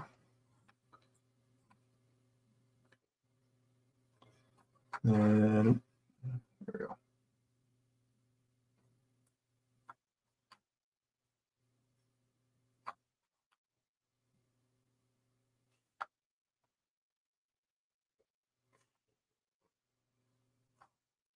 I might be able to place the trees in today. So what I could do, because the reason why I didn't want to do it today was because I wanted to glue these and then place them in and then glue the trees in. But I think it might be better just kind of glue them all together. Because I can always like glue it from the base, right? When I do this, so that way I know where to kind of place it all. Nice. Just grab a big clump, shove it right in.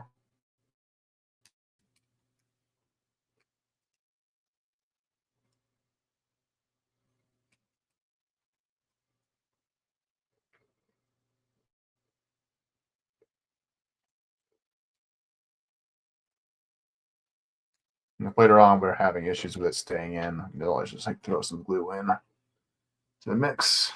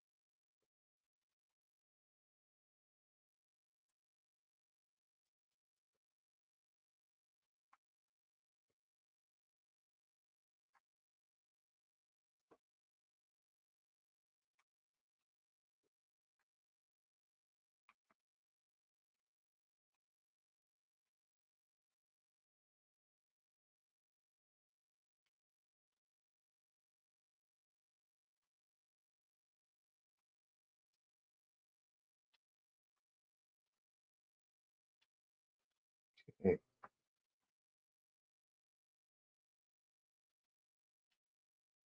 There goes another one. And our last one. I was going to stick it up a bit. It's okay though.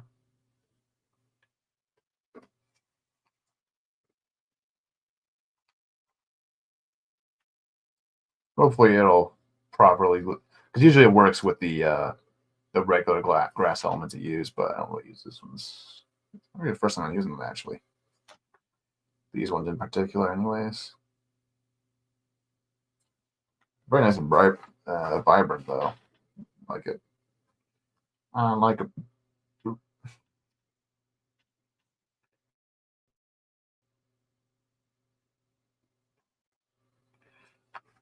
Okay. Take whatever we got left.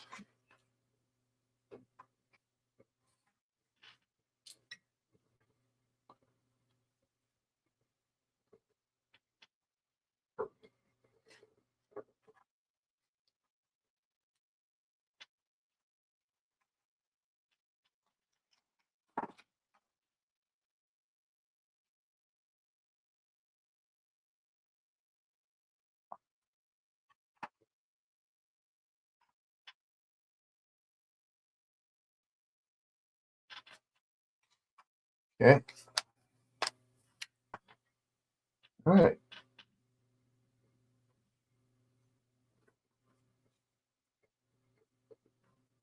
That one's holding fine. Just doing a quick shake test. Seems to be sticking in there pretty well.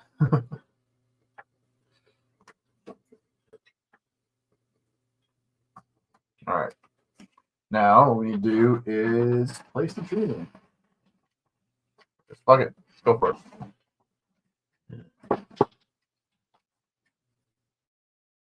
Blue.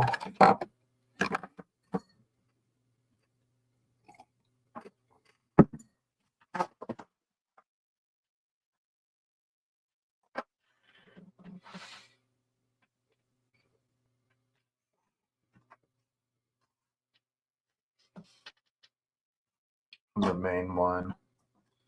So I had one I want to have in particular to be the main one in the middle. This one. This one. So I want the biggest tree, I think, for that. So I'm going to go with this one.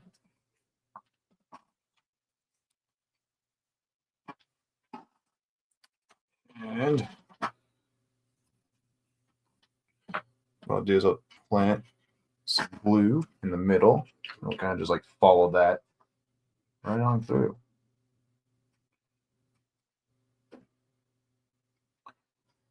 Hopefully I have enough.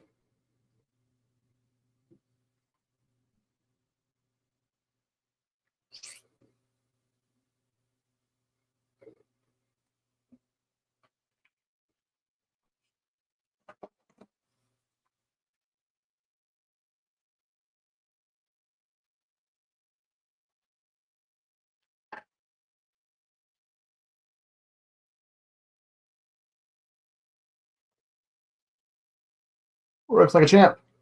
There we go. There's our first tree down. Oh, you know, let's turn it around. There. So I want this side to be the main facing. Got a little bit of blue on my hand. One way to kind of remove the stickiness is just to rub your hands together. Helps kind of burn it on entry, so to speak. Yeah, I'll do the next one. So yeah, make sure to go in the middle this way. Okay. And if you want, and if your glue is running low, just smack it. Or if it's having trouble getting out. It's just kind of running low. I'm using a bunch of it today. Okay, should be enough.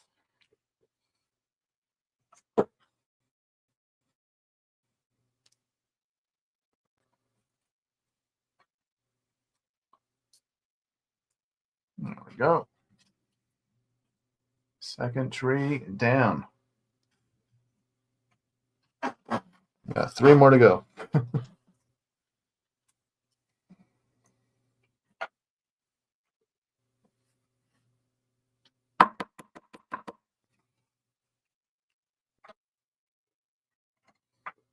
Also, a great thing about this using glue right here is also kind of helps to secure the grass in even more so.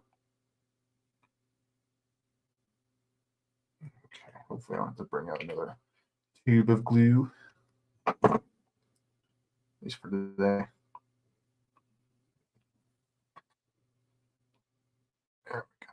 I kind of like it when it's like sticking up too. It's kind of cool looking. All right, there.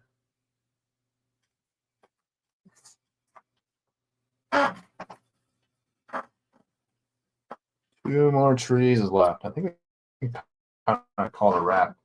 Well, we'll see how the clouds are doing. So I might be able to lay in the mountains real quick. So, and then maybe we'll do a dry brush on the base layer. That's kind of like how the streams go. It's like, what's fully dried yet? Sort of thing. What can I do? Space coats are the ones that usually take the longest to fully dry. But when it comes to dry brushing, like that usually goes by fast for the most part.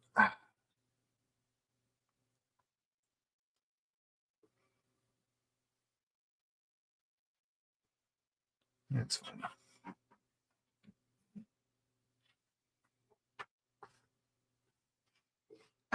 And our very last tree. Hopefully this will be enough.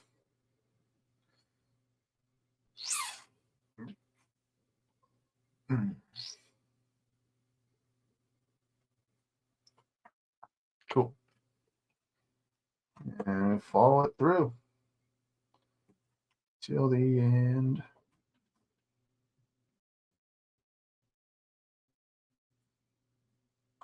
And there we go. We got all 5 trees ready to roll. So awesome.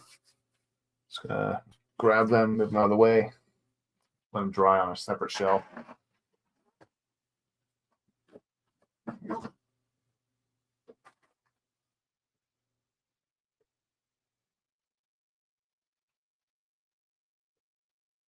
Okay.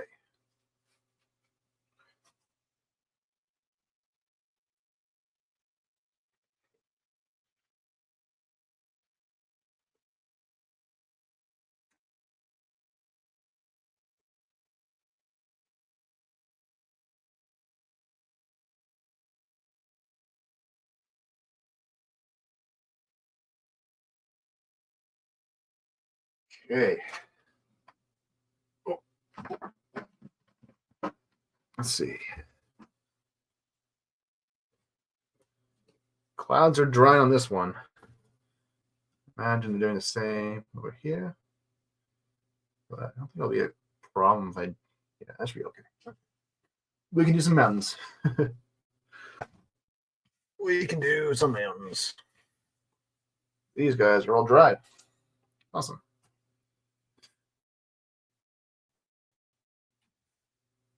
Don't need this anymore, at least for the time being. Some ninja moves right now.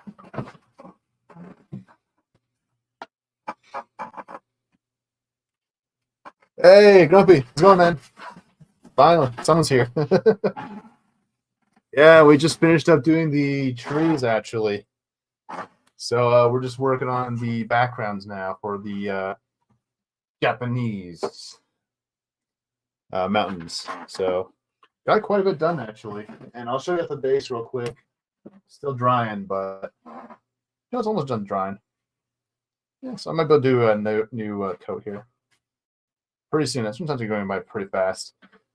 I'll explain the plan here for the base layer in just a minute, but we'll get my mountains sort of squared up real quick, and we'll do a deep gray for this one.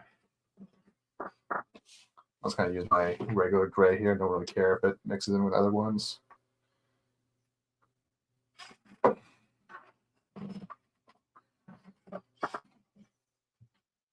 But yeah, we just finished getting the trees all ready.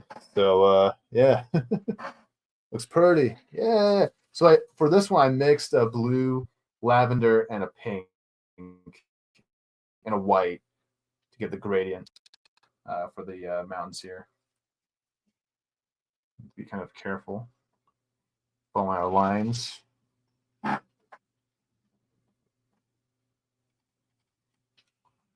Just kind of map out where I want my mountains to start and end.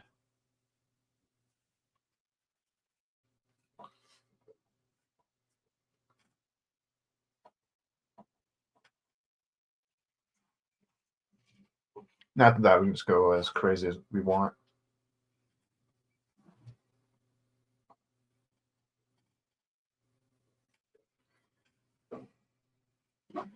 Okay.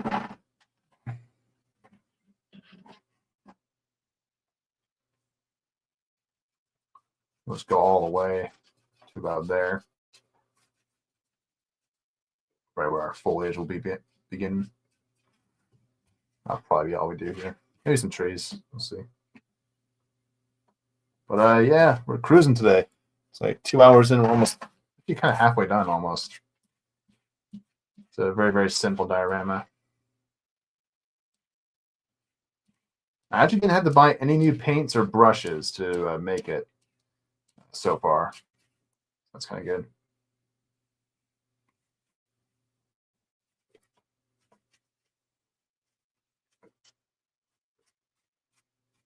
But yeah, this diorama is going to be what houses my drift and my wind, and maybe Minerva, maybe a swerve, because I do have swerve. And it's mostly going to serve, but that's only going to be because going to be if I don't have enough room for those characters on my shelf and certain, or if I need to like kind of maximize space for certain characters, I can just do that. It's kind of the plan.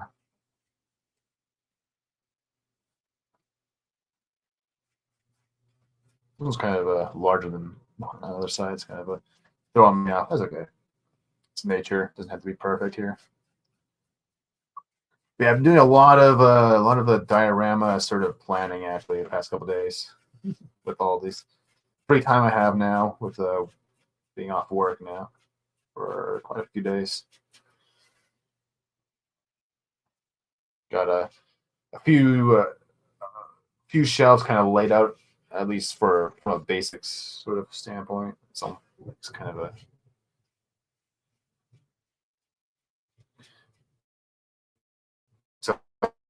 I was using some of the leftover foam I didn't use for certain shelves. So I was like, might as well just like get some pre-planning done. So I got a chunk of a foam in the Constructicon future Constructicon diorama or shelf. There's not diorama yet for that one. Gotta wait until the figures actually come out, or when I get the scrapper.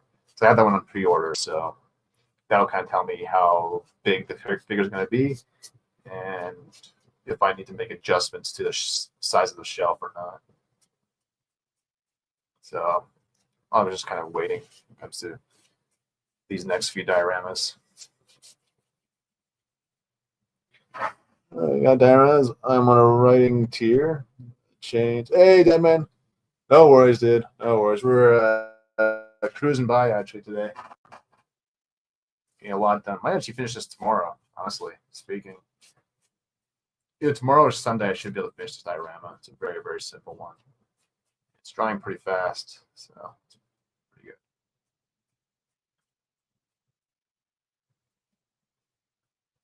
See how much we can do with the mountains here today.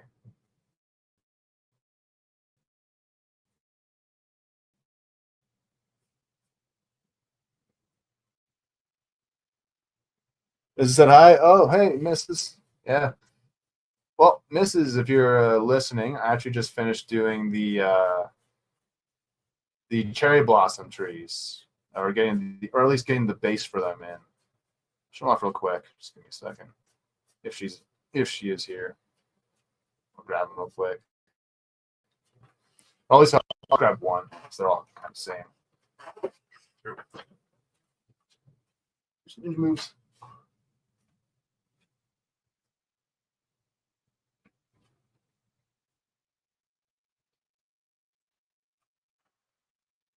Here's our little tree decorations for the diorama. So it's got a little base there with some grass elements all glued in there. So I'd say it turned out nicely.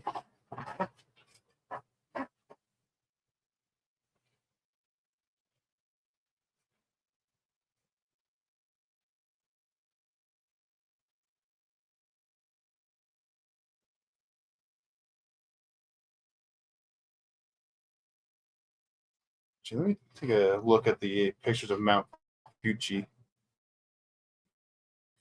What it's called? Mount Fiji. Oh, it's a bit more. Okay, it's a bit more squared off at the top. Okay, it's easy. Fix. There we go.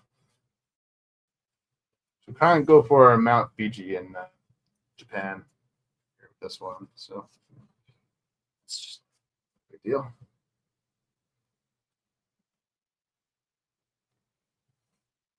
But it's kind of inaccurate because I do have these other mountains in with it because I think it has like some more plains in real life. But whatever, it's my shelf. I can do what I want. So it doesn't have to be accurate. We'll say it's loose inspiration.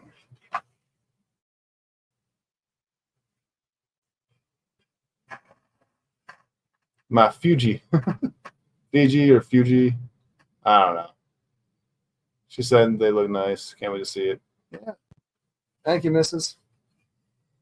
All right. That should be it for the bait or the back. That's the what's this? Left side.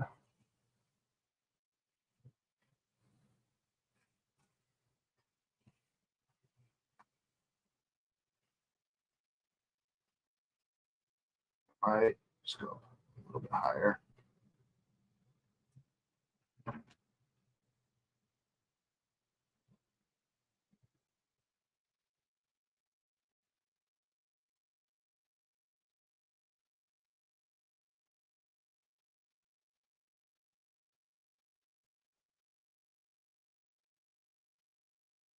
Smaller.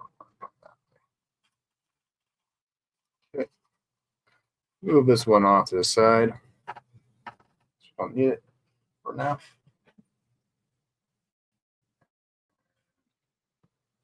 We'll just do some of these.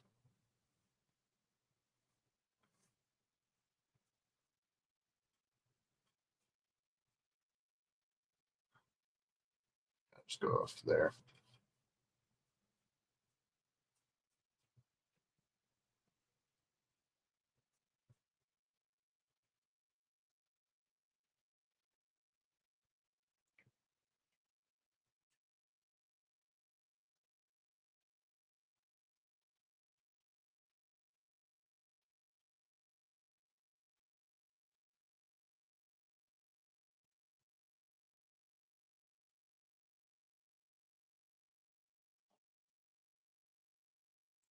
I'm sure I'll need a wash actually for this. I don't think I'll really need it for the background. It's gonna be covered by trees anyways, or foliage rather. So I think I'll do trees. I think I'll just do like a very simple foliage. The ground. It's kind of like the best way to go about some certain things here.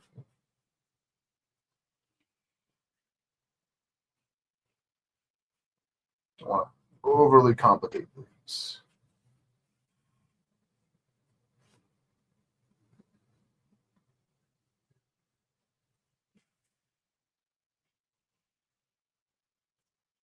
This one looks too straight, too perfect. I'm gonna kind of make it a little bit more rounded off there.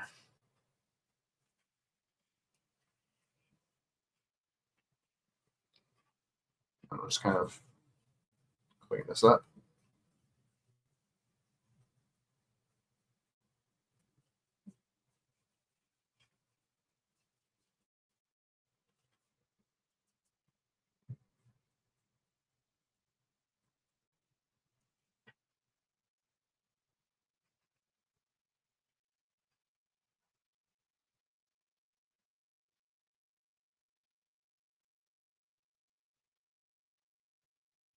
side there. One goes to the shelf. And that should be everything.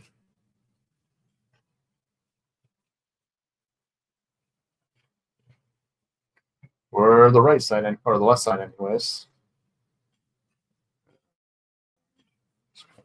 Grab our right end.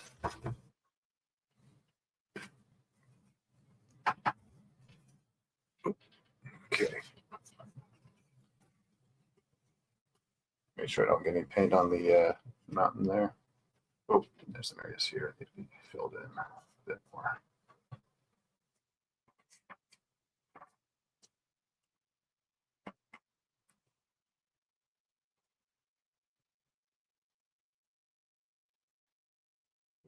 How is that? Oh, a little too high. Raise this one up a bit.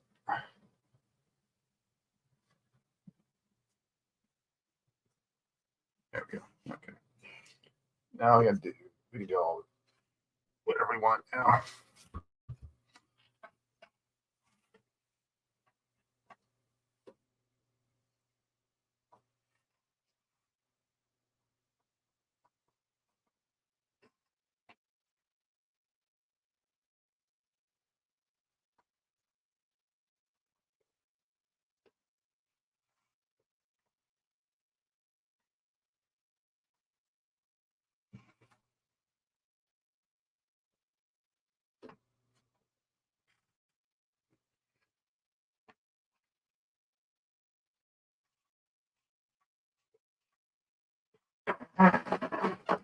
Okay. I need to see this story more fleshed out by March. Okay, cool. Is that for your that's for your comic book, right? You were talking about it quite a bit.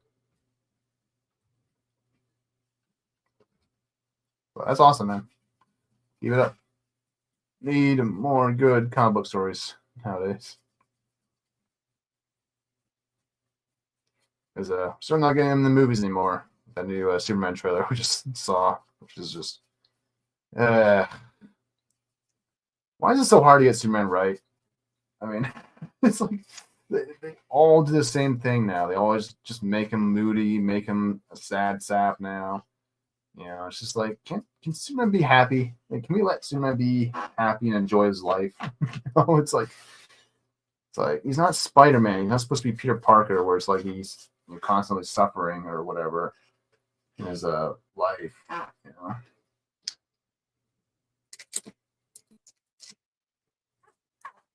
Oh shit! Gray. What's this one? Yeah, looks like it. Good enough. Yeah, doesn't matter. But yeah, that trailer is just awful to me. Like the costume looks stupid. Nobody's smiling. Everyone's miserable in the fucking trailer. You know, it's just like Superman's supposed to be a happy, optimistic character who's. It's like he has like this like. I don't know. It's like he has this like weird, like emotionless, like face, like the entire trailer. Like he has the same expression for throughout the entire thing. It's just like, can you smile? Can you like lighten up already? It's like, why is it every director wants to make Superman just like sad and mopey all the time? It's just like, yeah, you're Superman. What are you complaining about? It's like you can fly, you can do all these crazy things. It's like you're just gonna sit there and mope around all day. It's like, come on.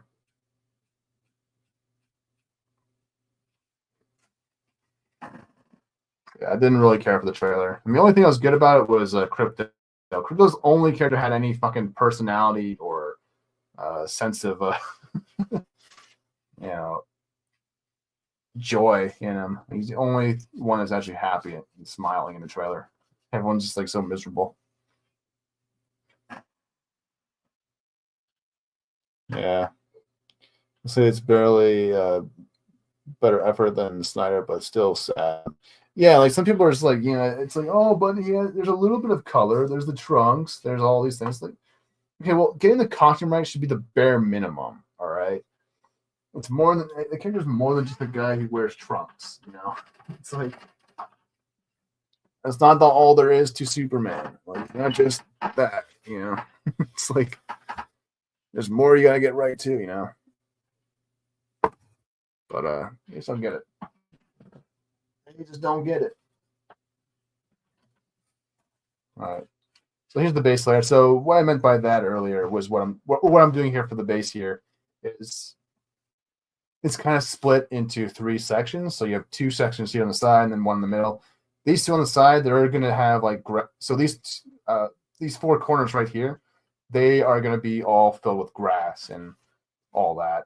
But in the middle, the side walls and these little things here are going to stay gray in the middle here as well. It's going to be kind of a mix between stonework and plant life. And then these little squares here is where the trees are going to go. So this guy's going to go right there. Sitting right there. Once it's all said and done. But yeah, that's kind of the plan here. So you start adding some different sort of coloration here. Yeah, I think I'll use a taupe. Use a taupe. Add a little bit of a difference here. Let's use the. So not use my.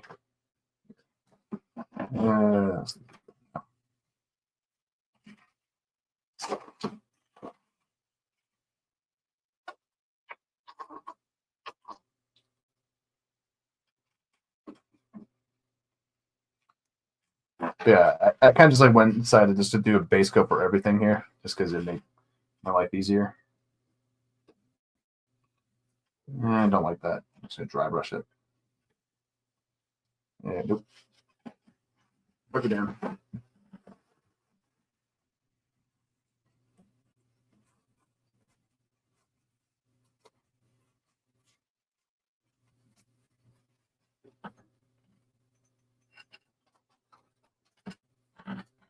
Also, I don't know what they did with John Williams' like music. It sounds awful in this. Like it's just like this is like weird guitar sort of thing going on. I'm just like the trailer's just like all sorts of weird, and the costume designs for like, the other heroes in the movie. It's like it seems like there's like way too many characters in that movie to begin with. Like it's like just do Superman. Like you don't need all the other Justice League characters in there. Like if you want to do Justice League International, then do just Justice League International. Like that's what they're kind of going for here with like Guy Gardner and all that. So it's just like, well, why don't you just do that movie? It's like, or do Batman Outsiders or something like that. Dude, like that's what James Gunn should be doing. Those are the kinds of films that he can probably pull off, because they are kind of a ragtag teams, like you know. But with a character like Superman, like I don't think he really understands that character or how to portray him properly. You know,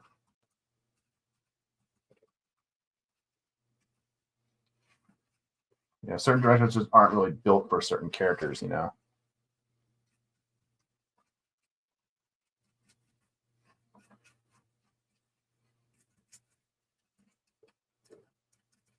but yeah, it is what it is.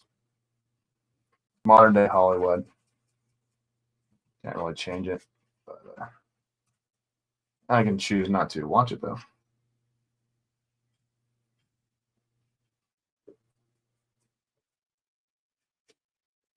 Almost 3 hours in. In DCAU, Superman episodes felt like Superman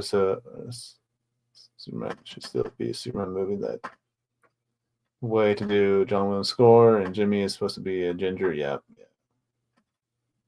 Not apologize, I will grant you, but it's incomplete and insufficient. Yeah, there's more that needs to be doing for the movie.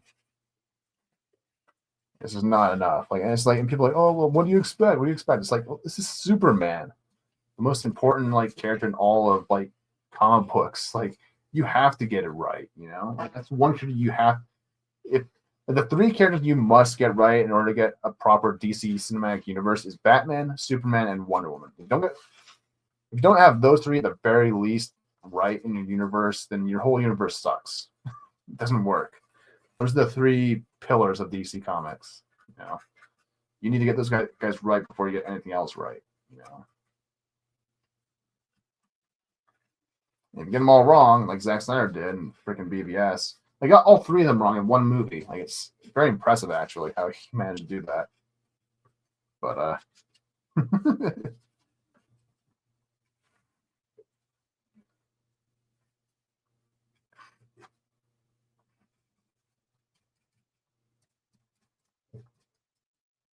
get a bigger brush.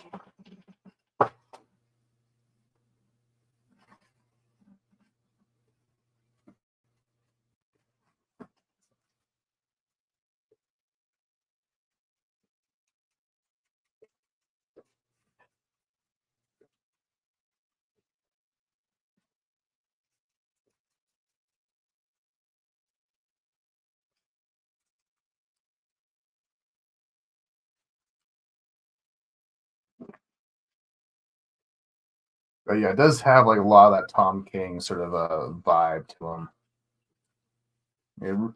I won't be surprised if like Clark's like seeing a therapist, like, or something, has them all these issues or whatever. It's like, stop trying to give them all. Like, they don't have to have 100% real life people issues. Like, you can have. It's okay to let them be fantastical, Let them be super.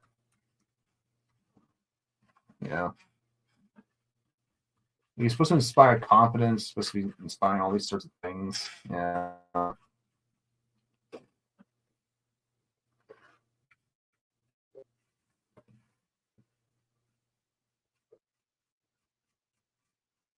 What do I know?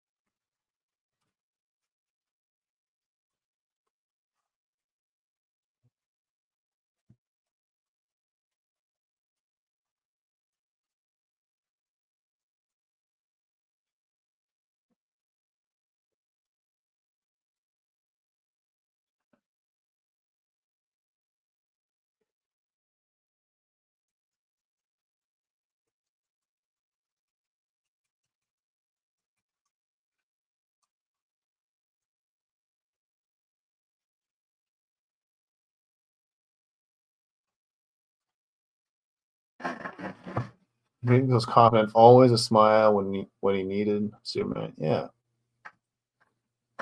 Getting all three wrong in one film is impressive. Yeah. Foundation of D are exactly. They're supposed they're the Trinity, like they have to be. You have to get those three right, and I think you should get all the right. I mean, granted, I think you should get every character right. Personally, it's like how hard is it? How hard can it be to get every character right? It's like just take the character from the comics and put him on a fucking movie. That's what the animated series did, for the most part. Obviously, there's some characters that could have been better, obviously, in the animated series and stuff like that. But just about everybody was handled properly, or even better in some cases. Like characters like Mr. Freeze, like were taken to a whole new level because of the animated series. Two-Face as well. There's so many great things that came from the animated series that were both original but also faithful to the characters.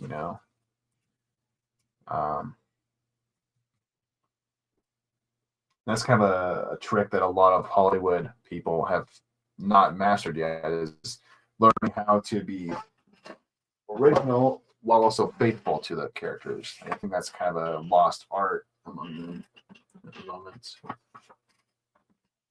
I'll take you back.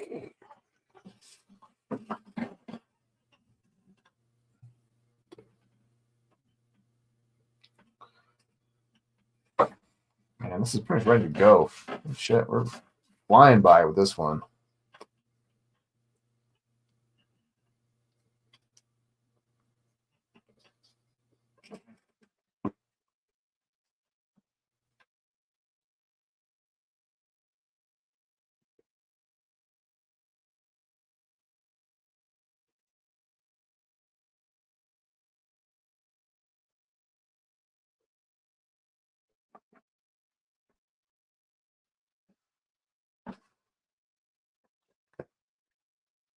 Not just that, like you have Guy Gardner being played by Nathan Fillion as well, which is like that guy's been wanting to play Hal Jordan for the longest time. Like, you give him Guy Gardner, like he looks more like Hal Jordan. It's like, why would you do that?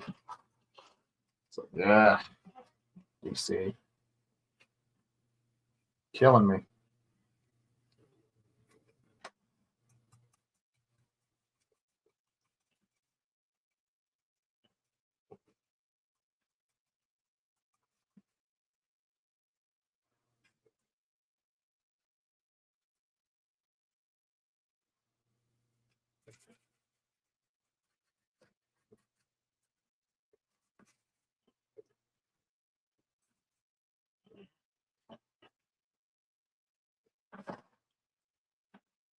Yeah, and it's like he's voiced the character so many times, different animated movies, and cartoons.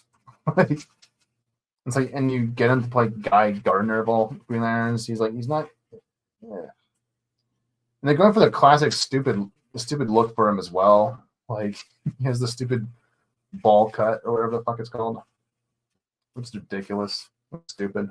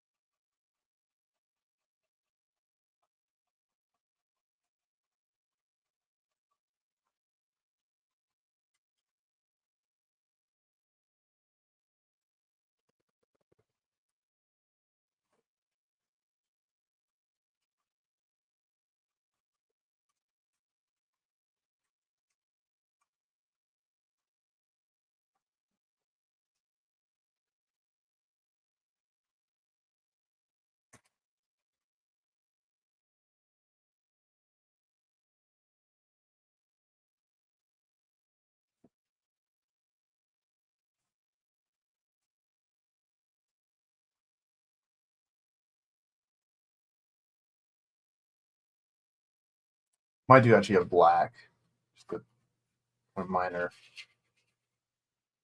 dry brush of it at some point. Yeah. But I think we're doing okay here.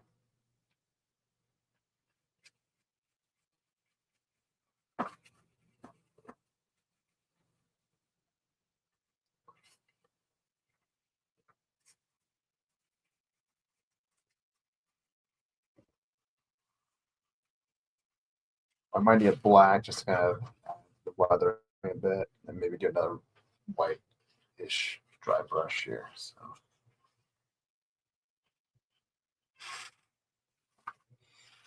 yeah.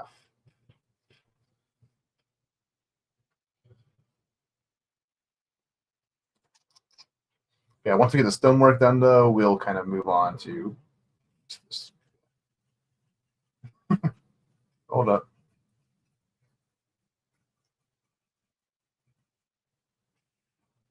Okay.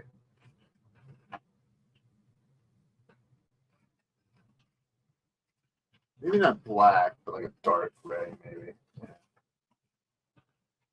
Do that instead.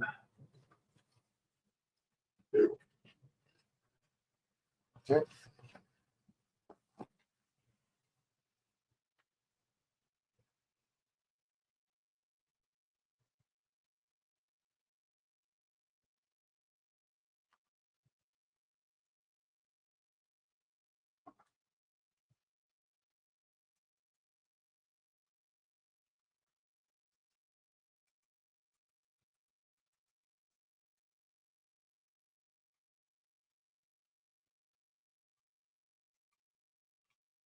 I need a black, actually. This corner.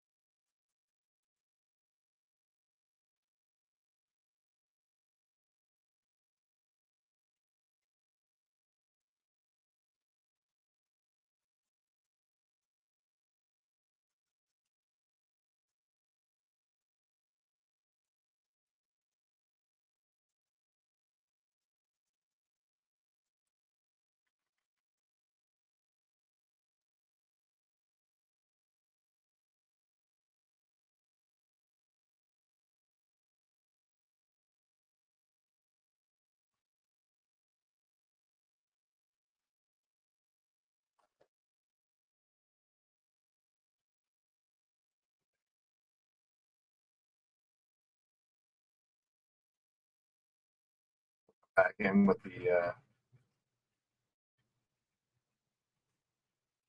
gray again.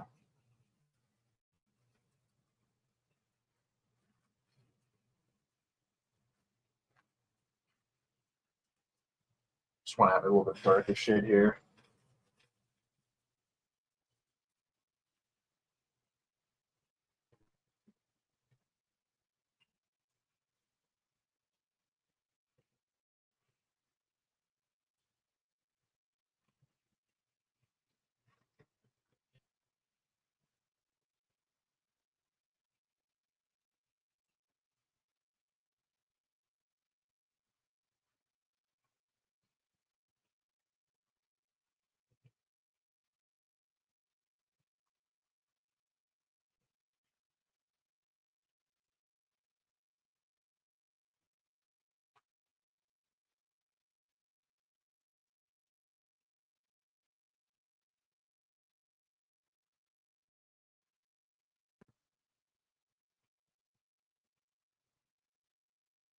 It kind of looks like a big mess right now, but it'll all make sense to me. Hopefully.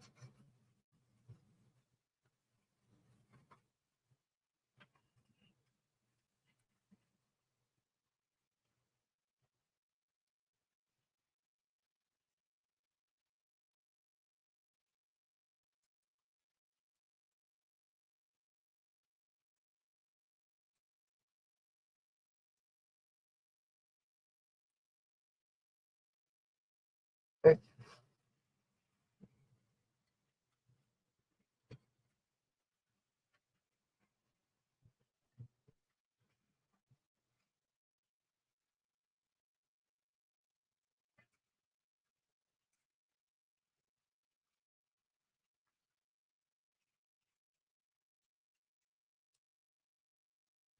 It's done.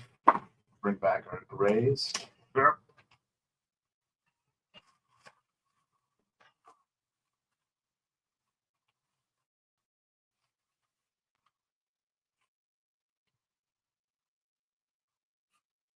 Take a big chunk of it off.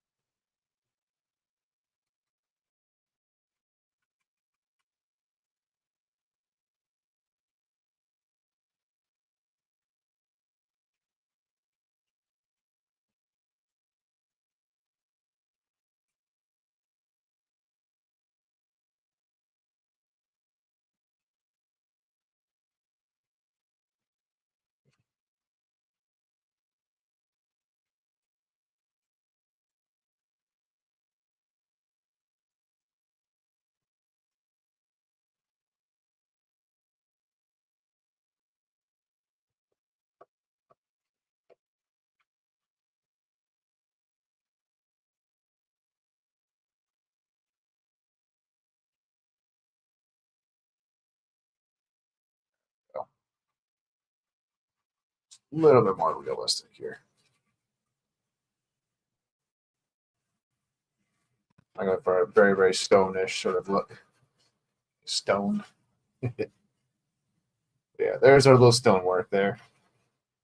Let's turn out all okay.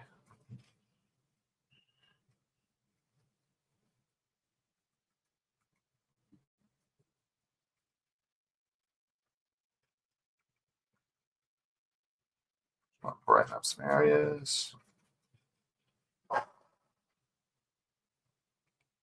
Well, it's gonna be driving me nuts that you're writing and writing. Everything is fine until you get to the part where you, and then now you got to figure out more story. Yeah, that's the worst part. When you have like really good ideas, then you kind of figure out how to like connect them all. You know, that's the worst part about writing. It's like I have really good ideas, but then it's like, oh wait, how do I get there? You know, that's kind of how it usually is. Okay, so kind of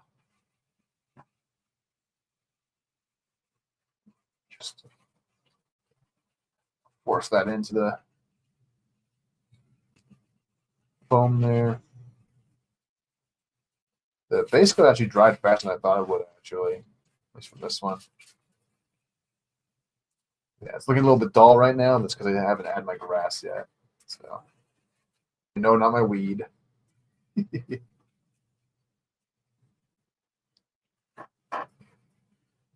Yeah, it's good enough. I like it because it adds a little bit of a weathering, like kind of adds some age to it. So now that's done. We could probably do the brown. Why do I have this foam board here? Got it.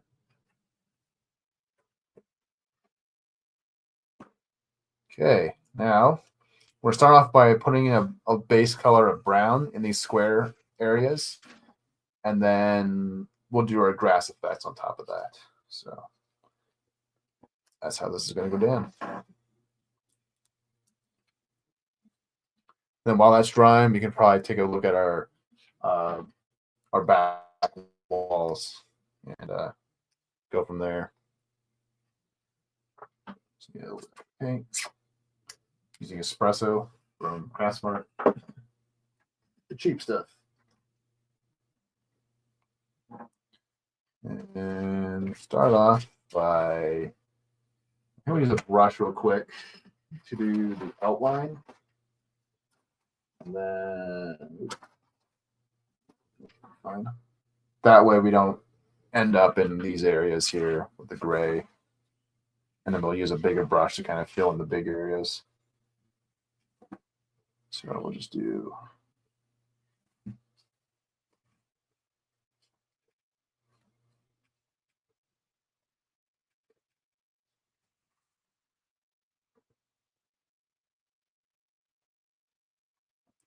and the reason why I'm using a brown for the base is because it's grass. It's supposed to be more realistic, and there's usually like mud or dirt underneath the grass, and so that's why I use it as a base color.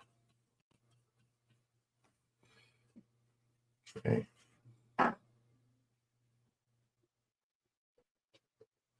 Like this.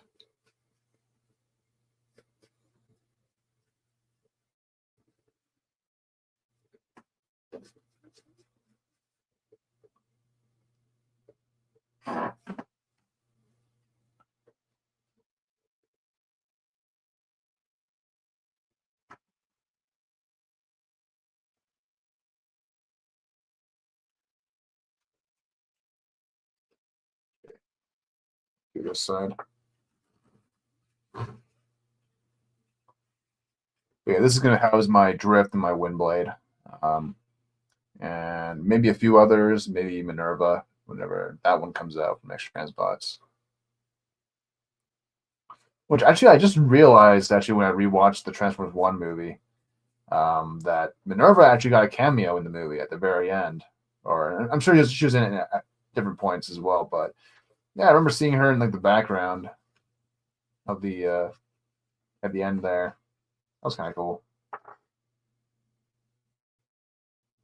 I think all the Fembot sets were in there. I think I saw Lancer. I think I saw Greenlight, Chromia.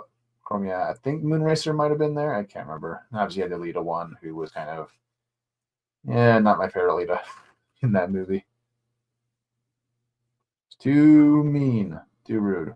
It's like I like my nice, sweet Lita one from the original series, where she's she's a bit more like the mom of the Autobots. She wasn't this like angry chick who thought she was better than everybody else, that sort of thing.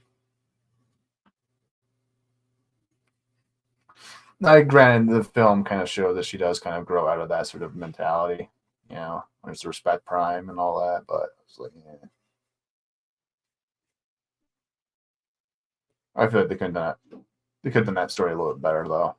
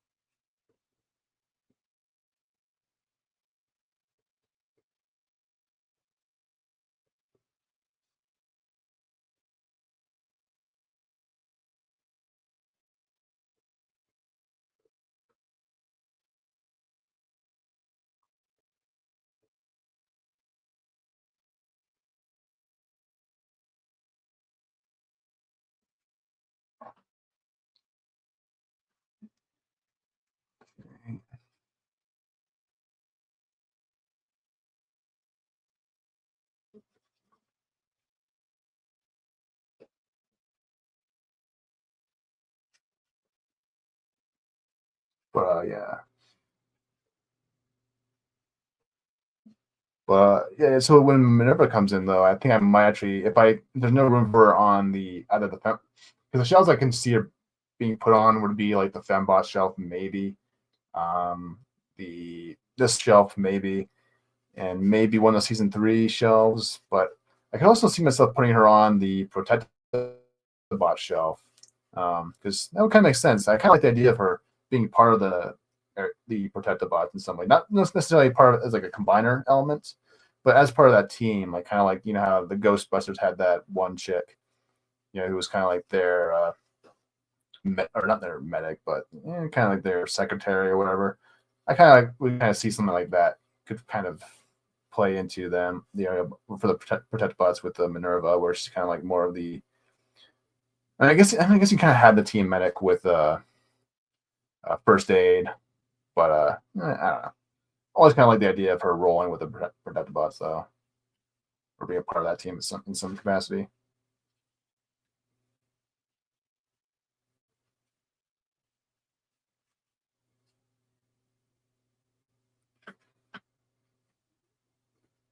But yeah, just a random thought.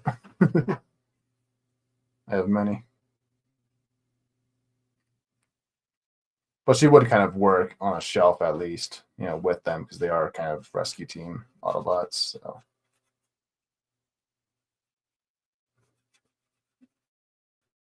Just gonna fill that in. Okay, got it outlined. Now we can just go crazy. Not too crazy. Just enough.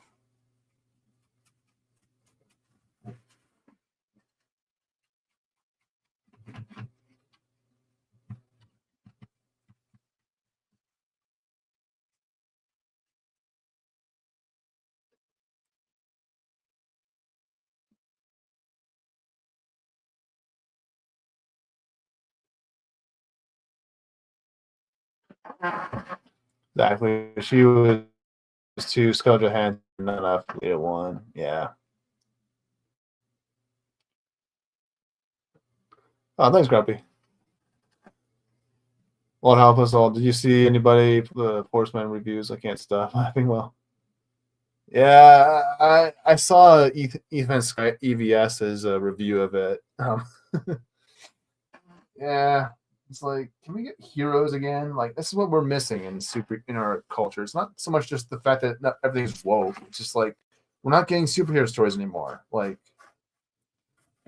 it's like put the woke shit aside, with like this stuff. Like, they're still not telling good. Like, even if it's like, even if this new Superman movie isn't woke, it's still not going to be Superman. Because they already got some. It already has the makings of not being Superman just by the way his personality is being portrayed in the film. You know, same problem with like Robert Pattinson's Batman in those trailers. Too moody, too emo. Like, it's not Batman. He's not supposed to be an emo bitch. He's like, he can be brooding, but he's not an emo like man child we saw in the trailers. And he's like got a lot of these mental issues or emotional issues or whatever. Like, no. It's like Batman's supposed to represent like self-control, self-confidence, all these things, as well as Superman. Just in a different way than Superman does,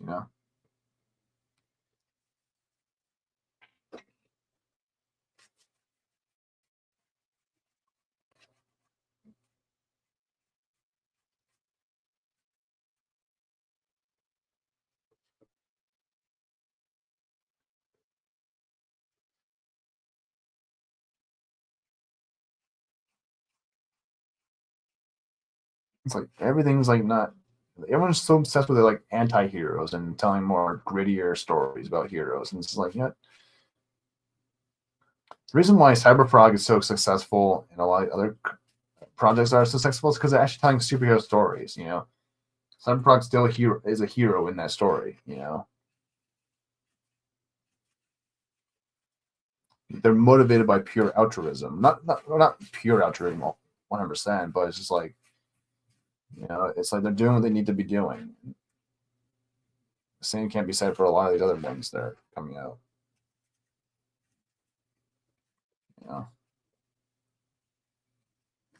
Iceland's not really a hero because he just gives up apparently. Like, and then it's like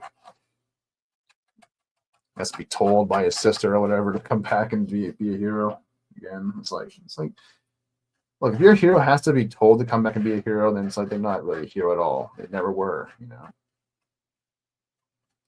mean, you can have moments of doubt, moments of all these things, but it's just like you can't have them constantly like giving up and just like throwing in the towel just because things get rough. It's like that's not what heroes do. It's like people don't even know the basics of what a hero is anymore. They just think colorful costume, gets the girl, beats up people, done deal. It's like, no, there's more to being a hero than that. It's like, hey, but that's the world we live in now. So what can you do? What can you do?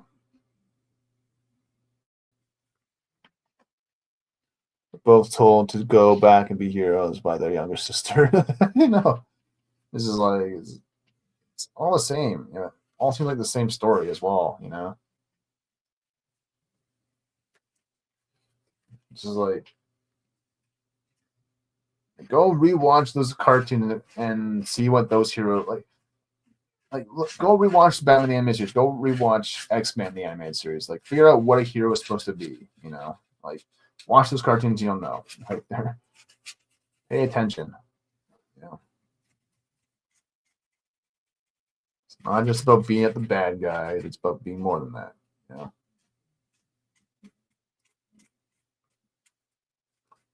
But I guess our culture just isn't really ready for that.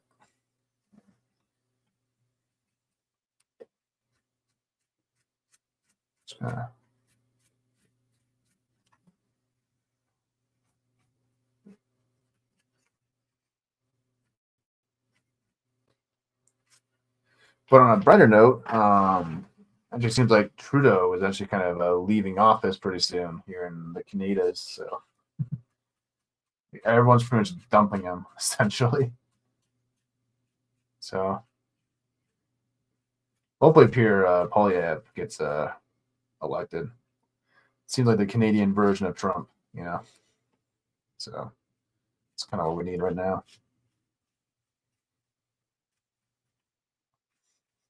I'm lucky, actually. I live in a very, very cheaper place to live here in Canada, but still expensive. Well, a lot more expensive now than it used to be. All right, leave that to dry for a bit. Bring back the mountains.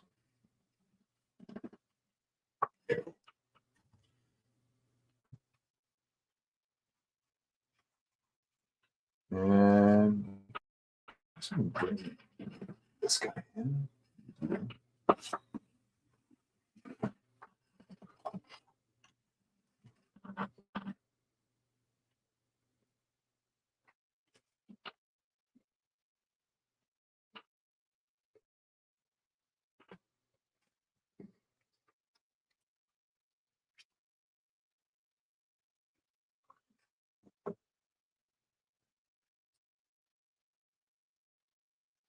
Well, in 3 hours and 10 minutes. Holy shit. Laughing cheeks today, so to speak.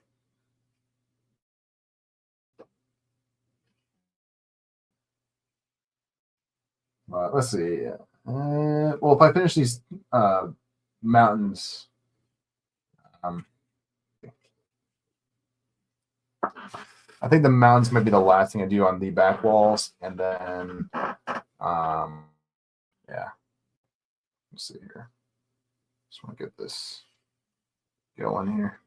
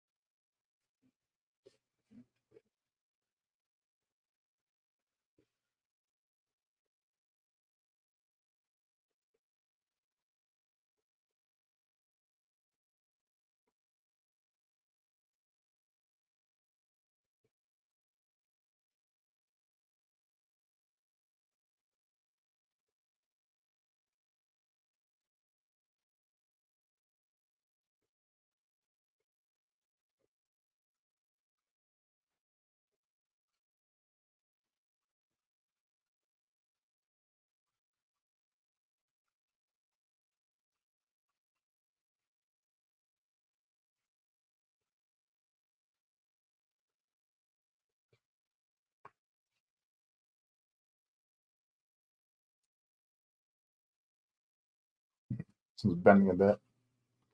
Probably have to do some painting on the backside. And that's kind of how you fix like warping and like foam bars. You paint the other side. It kind of helps even it out. It's a little tip there. That's the. Oh, I didn't do the side for this. Hold on. Hold up.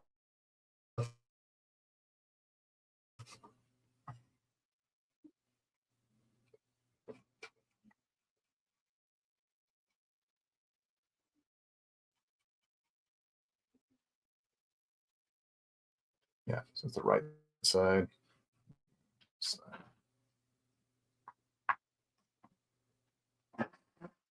Trump doing governor jokes was pretty funny. Just was scared out of his mind. Yeah. Although I think Pierre kind of came out and said that he's not going to let Canada become the 50th state. I think that, I think that Pierre and Trump will actually have a really good relationship if he does get into office. I think they both kind of want the same things for each other's countries, So it only makes sense for them to kind of work together. If Pierre does get into office, which hopefully he does, because he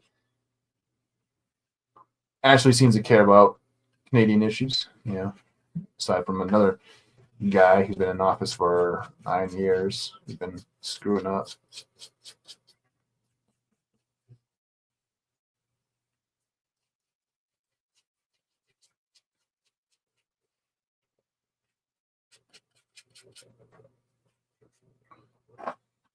Lots of shady shit you doing.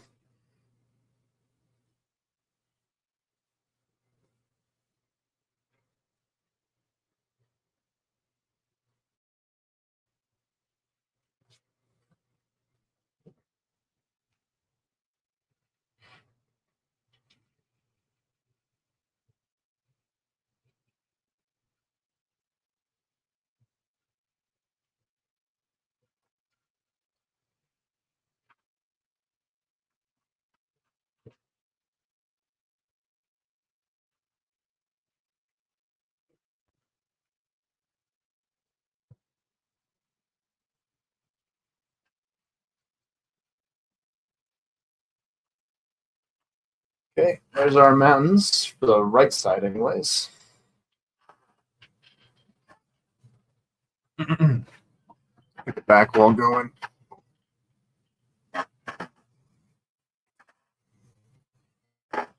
And kind of not be able to see.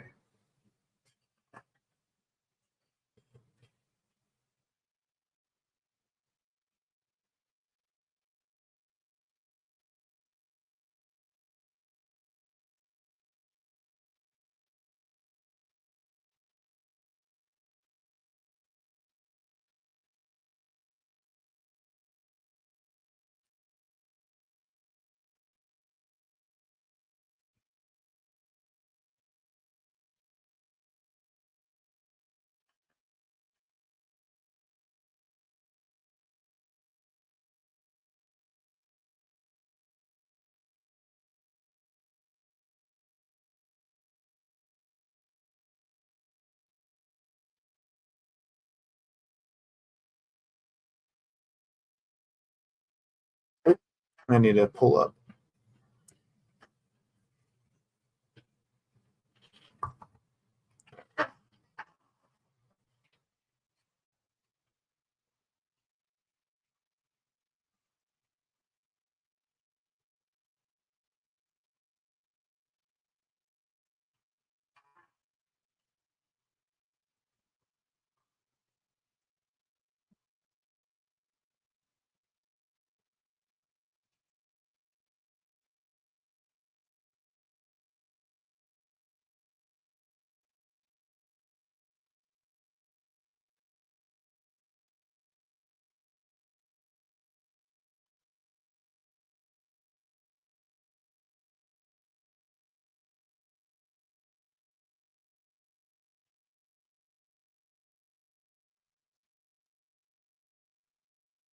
Might do a black just for some shadows. Very simple shadows here. We'll see.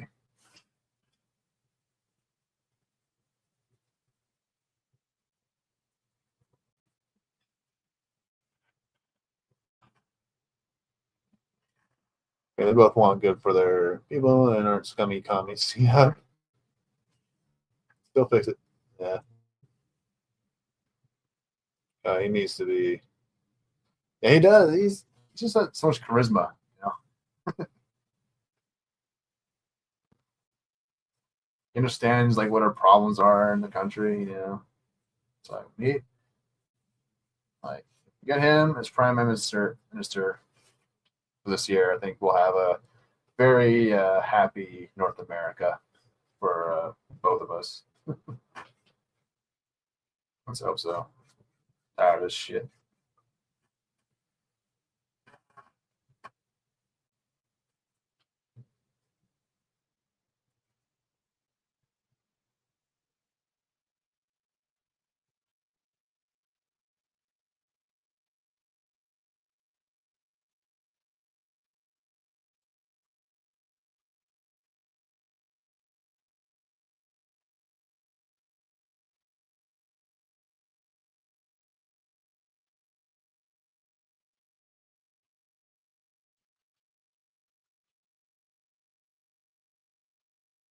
I think even liberals are kind of turning on him as well because like he's just full of shit. You know.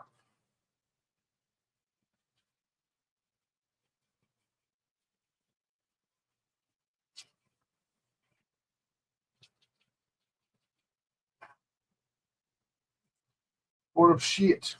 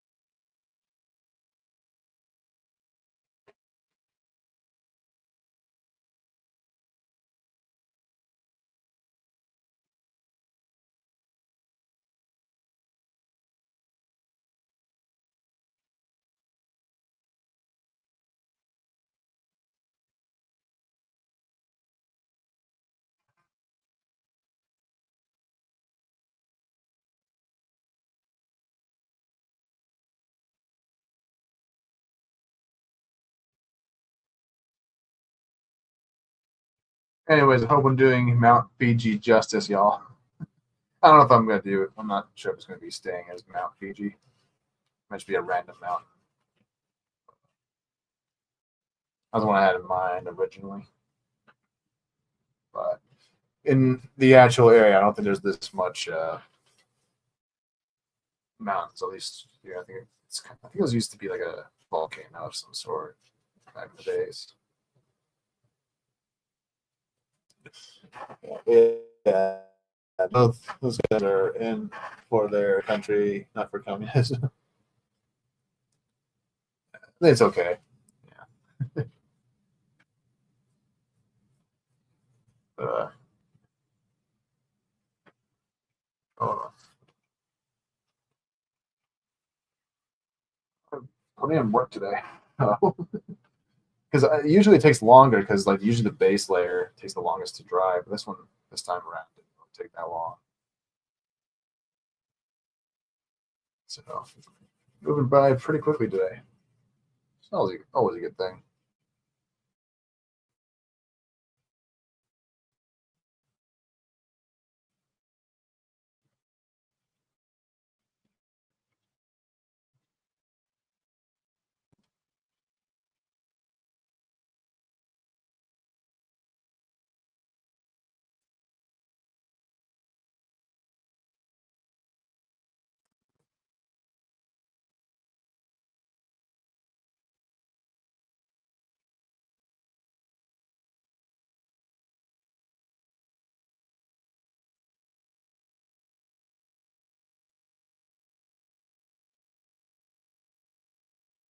Okay.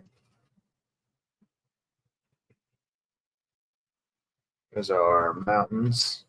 And just have one more to go. And then I think I'll call it a wrap. That way we have a little bit of something to do tomorrow, you know. Because tomorrow will probably be a very, very quick stream. I'll probably do it early in the morning actually as well. Time is it. Unless we just like pull an all-nighter. You guys want that.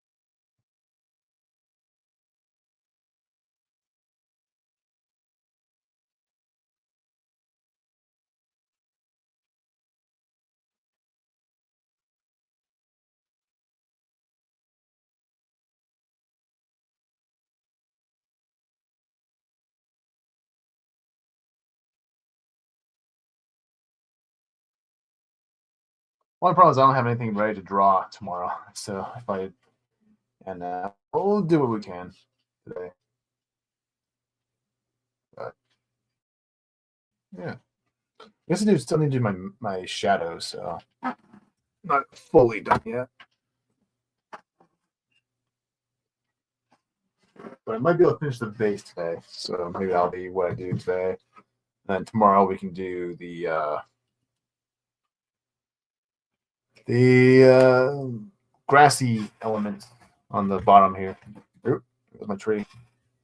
Smack the crap out of it. So we'll see how much we get done. Hopefully I have enough actually tree or grass elements rather to keep going.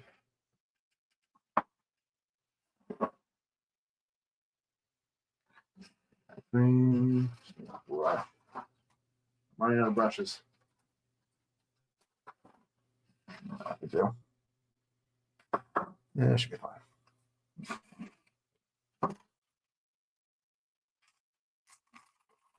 I kind of like these green as well. Yeah. Might mix them in at some point.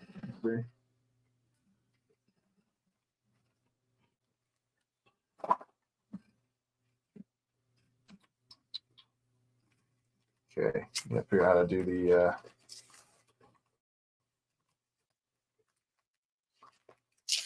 grass elements here. Oh, spilling them all.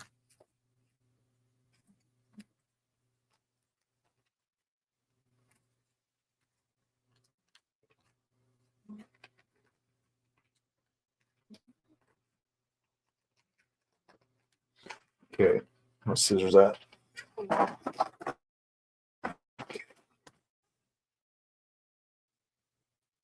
There's always something to draw. Yeah, I could probably find something to draw tomorrow.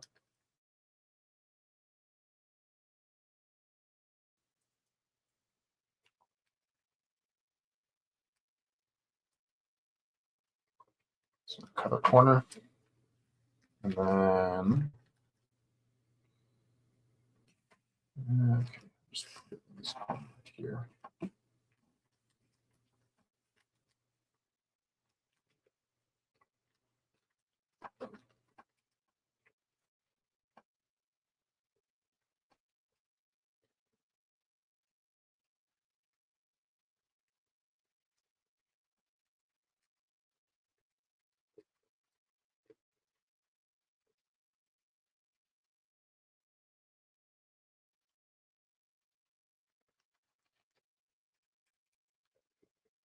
Start with that. We'll start in kind of small segments here.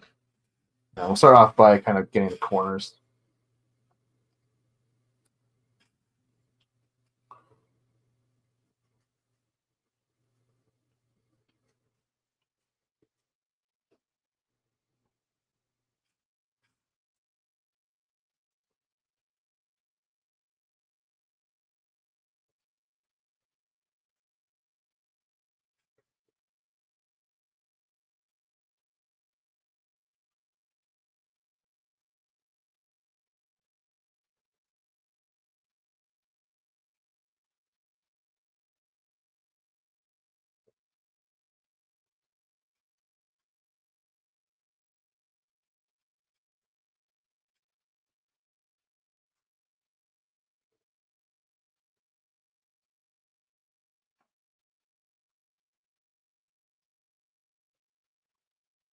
Okay.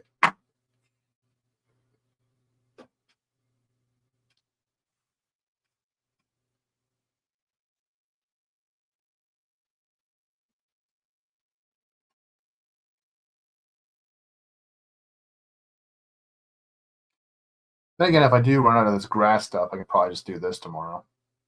But I don't think I will, because I've done larger areas with less before, but you never know. Never know.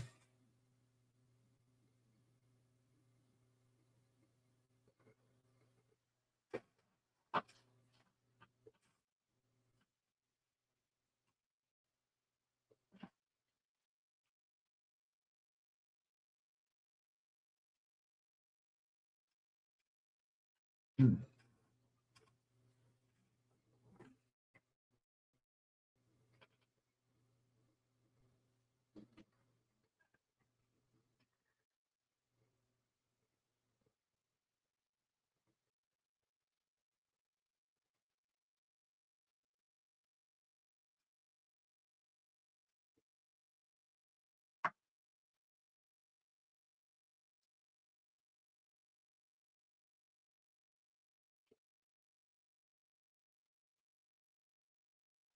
My brush.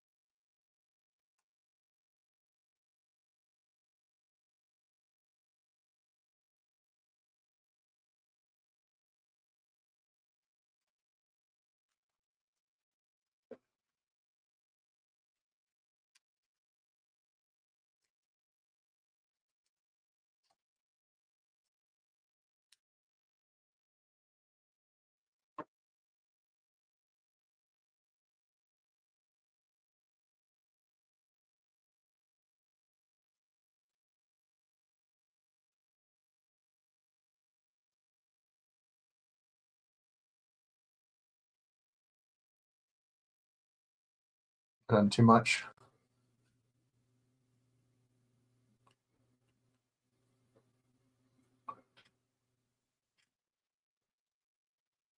There's some over here.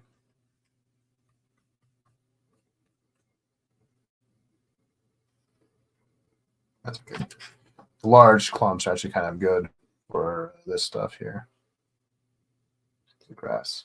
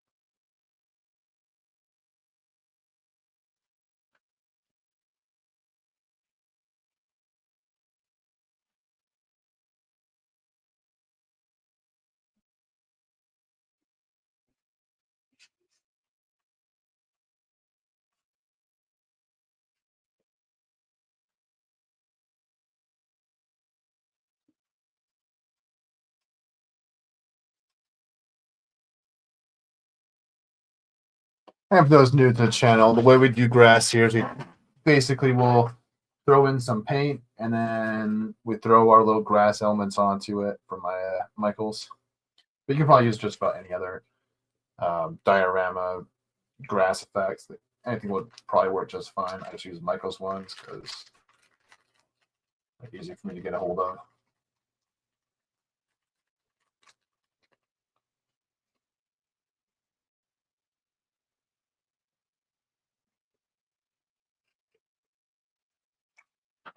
So go on these patchy areas.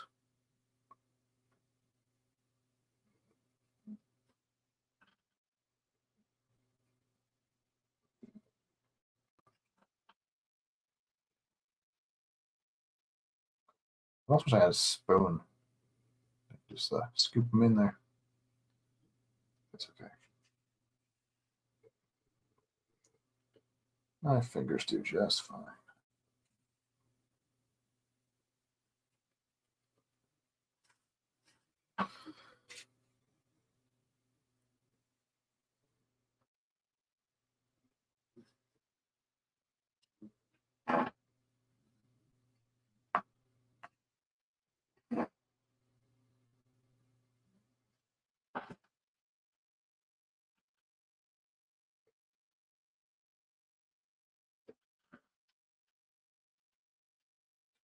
Oh, you know what?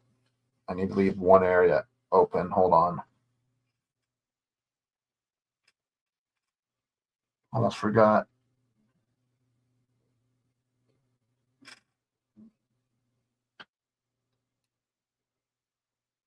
Shit. Okay.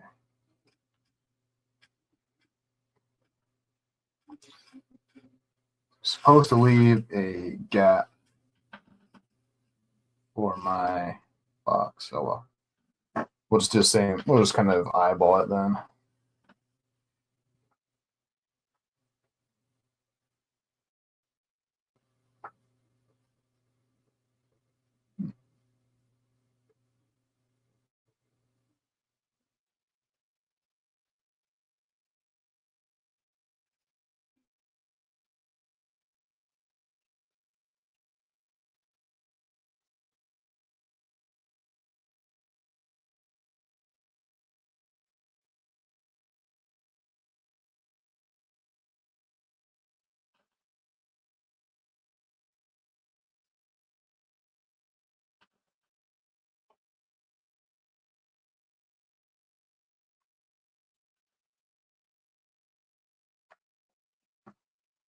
Okay, let's dump these guys back in. So save them for next batch. Okay. All right, let's see. So this time we gotta keep this this square here, because the reason why I want this square open is because it's for the little plant here. So it's supposed to go right there and there. So I'll just have to kind of eyeball it for this one here. I kind of know the measurements though, so it shouldn't be that big of a deal. I think I remember the measurements. But it should be okay. So fill that. Use my brush to kind of tidy it up.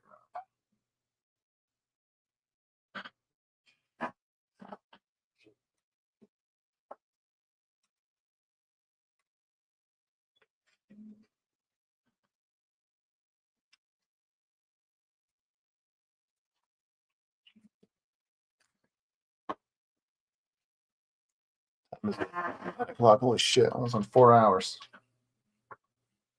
All right, I think we'll do the grass here. I think that'll be it for the stream. Oop. Shouldn't have painted over that. Oh well. I'll smooth it out so you can still see it. But yeah, we're going to kind of keep those areas clear. Should be able to eyeball it once, because if I have that one open, it's all in the same sort of pocket in terms of measurements go. So we'll be all good here.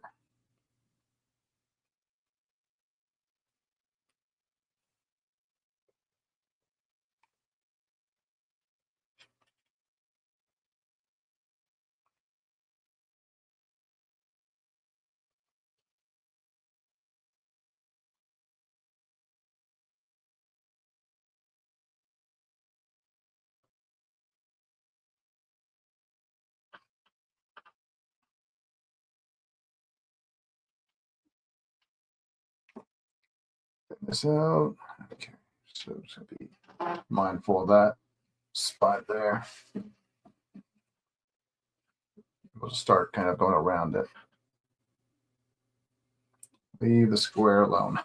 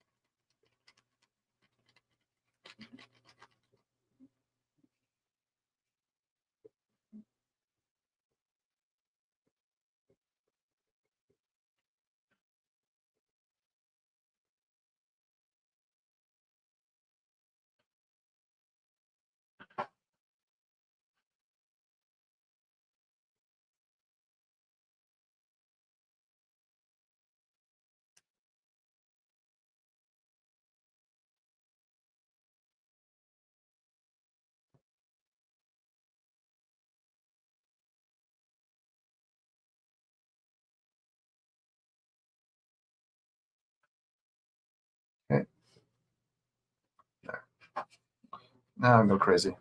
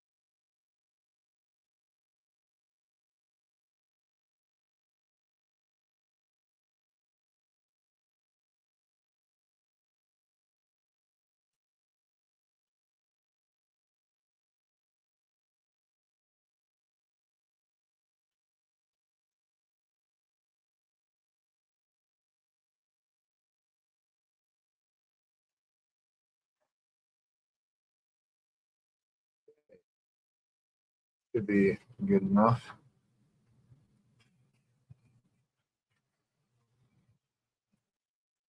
Okay. Let's get the other side. Hopefully I have enough for we should have enough grass elements. Catch up the chat. Oh, nice. There's always some Indra. Tough and tougher when you are doing writing and drawing, having to rewrite the writer because yeah. Thanks, dude. Yeah. We're getting there. We're getting there. Aside from that one little blemish there, but we should be able to fix that, no problem when we get there.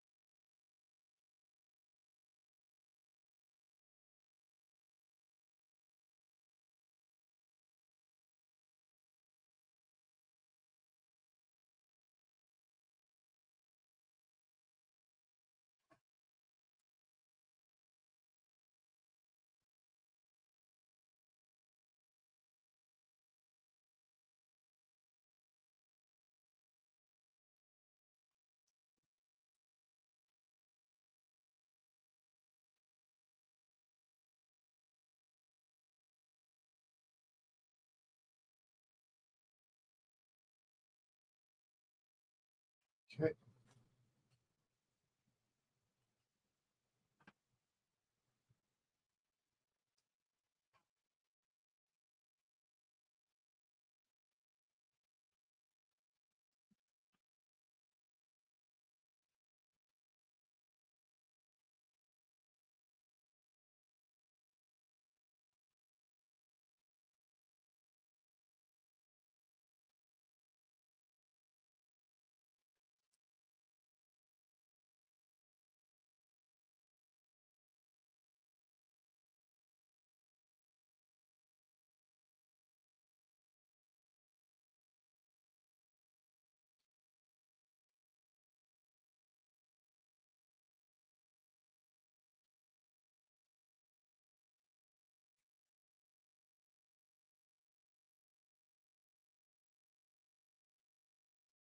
Should be enough. Use my brush to spread it all around. Okay. So it might not, maybe too much. Plate underneath.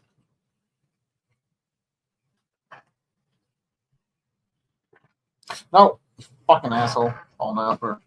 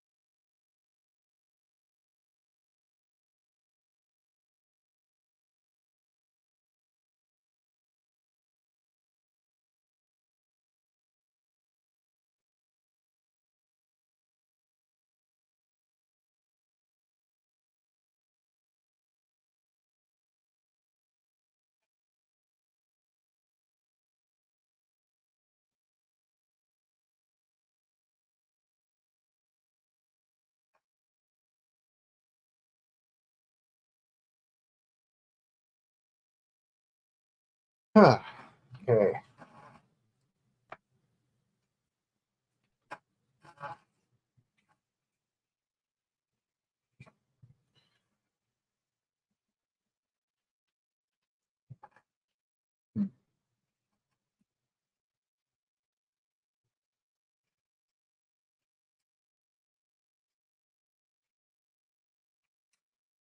Up your paint here.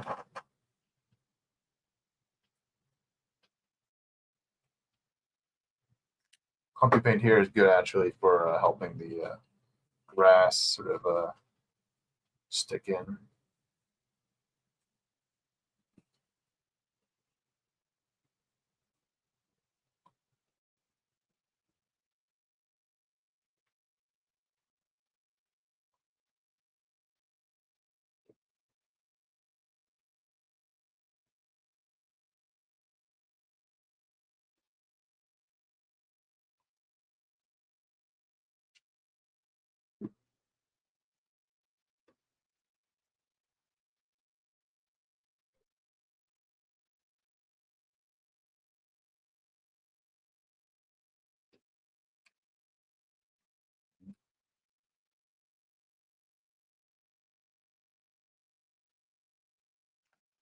Okay. Scoop that shit up, so to speak.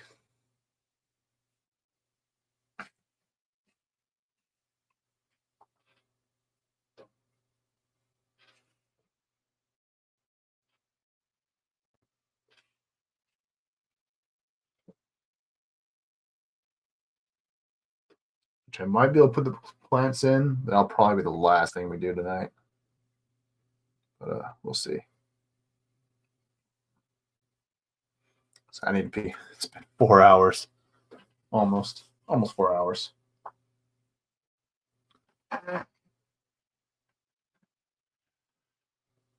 Thanks. Hopefully it holds up. Some of it might not survive. But I can always use glue on that. I think there's like a spray glue I kind of want to try.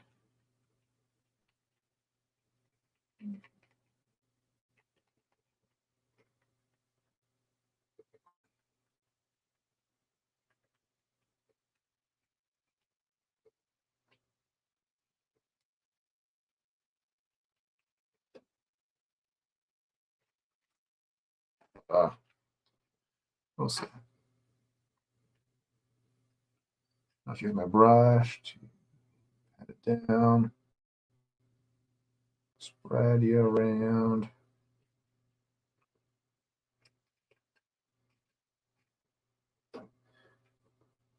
Get the edges.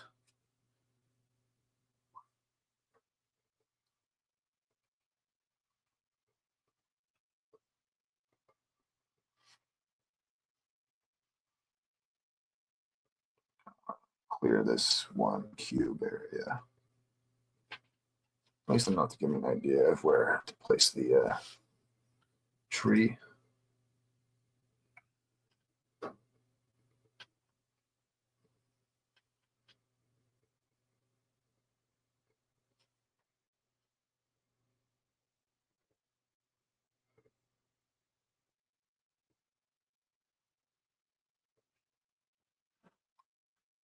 Okay, the grass is done.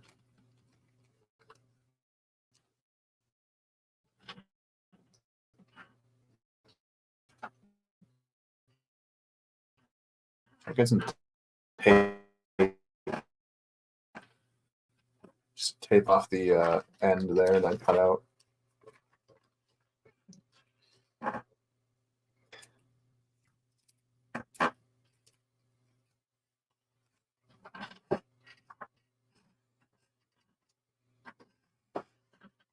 There's our base.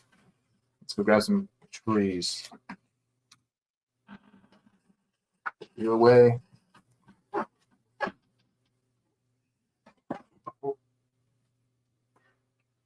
This is probably the fastest diorama I've ever made. Really quickly. Or at least painted anyways.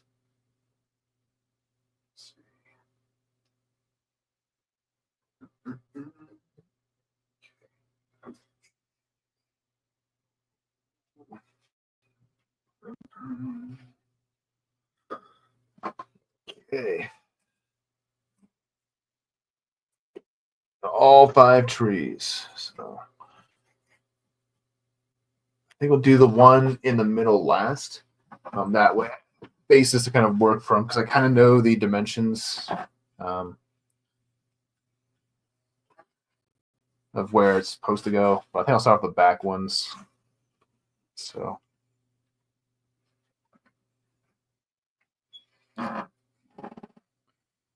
I had one that I wanted designated for the middle.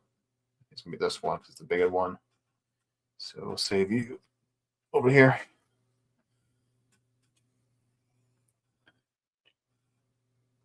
Put you like right there. Yeah. Should I get my ruler real quick? It's good.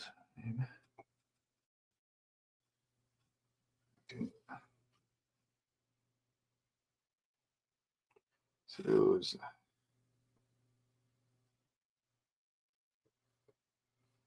Okay, that's right there's fine.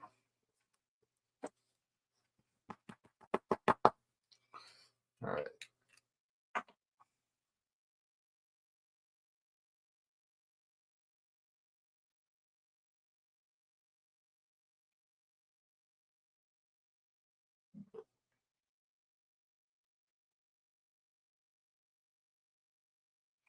Okay, get my newer glue instead.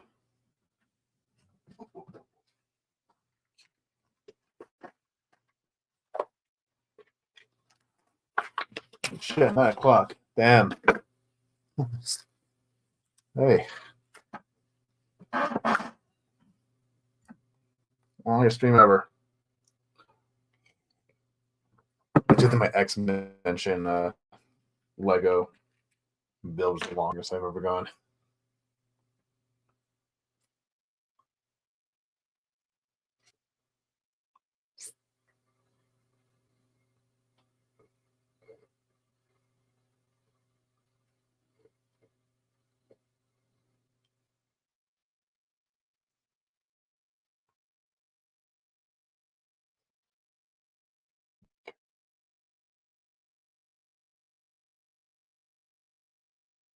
There we go.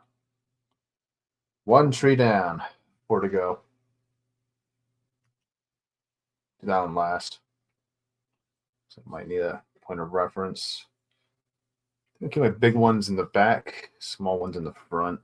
It's kind of big. About the same, so.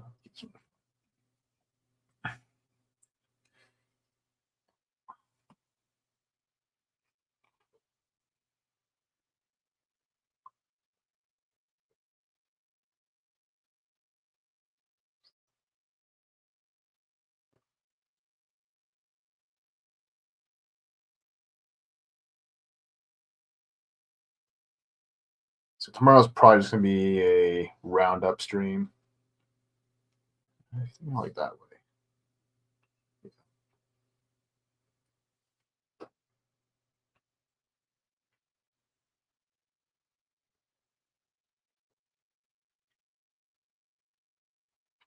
That's good enough.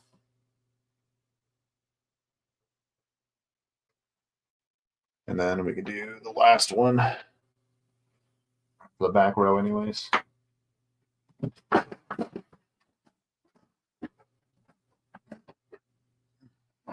Spray glue? No.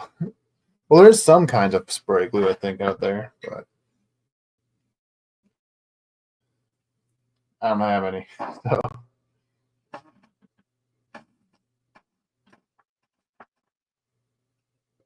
Should probably look into it, though.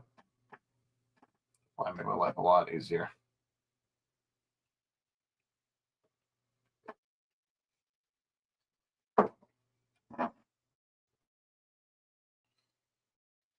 Like that.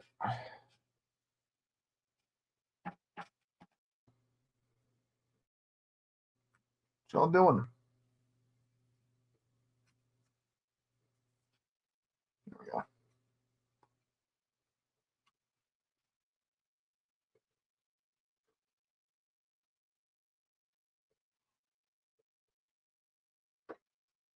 We're sticking together. Well, there's enough room for a wind blade to stand there. Let's see.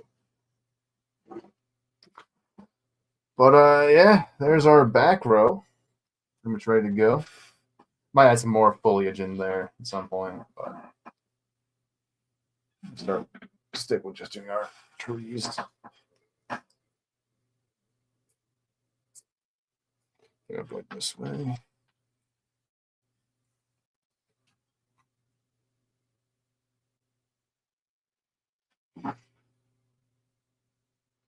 That one's a little bit off, but that's okay. I kind of want to move that one just a little bit. Where that sticks.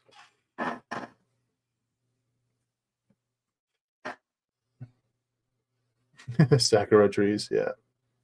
It's a little bit brighter here. Let me give her the light there. That's what they actually look like. So, a bit more subdued in real life, but that's okay.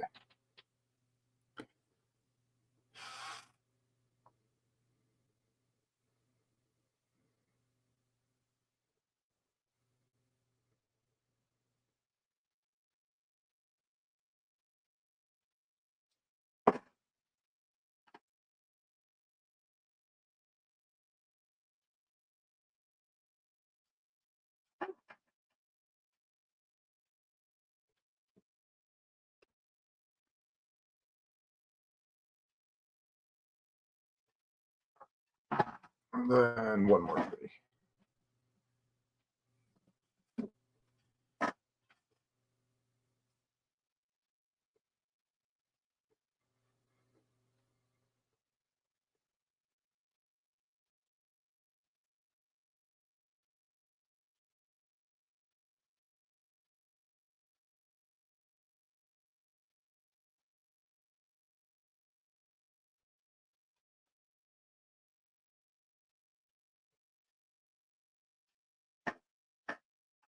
Enough. Doesn't have to be perfect. I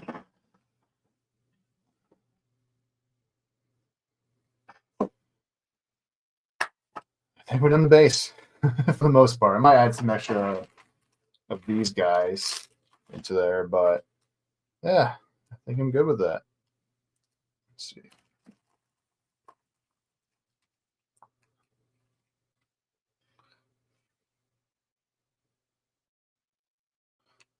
I'll put some like bushes in the corner, maybe.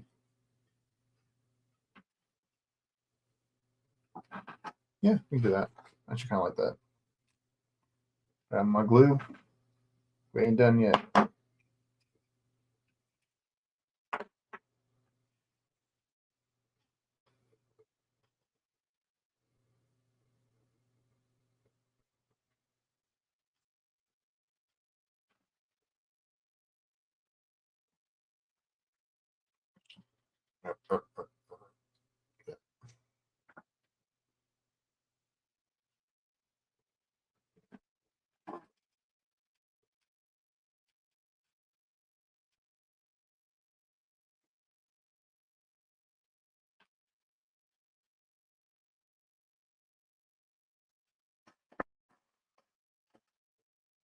So I might go all the way on the edge. I probably should have done this first, but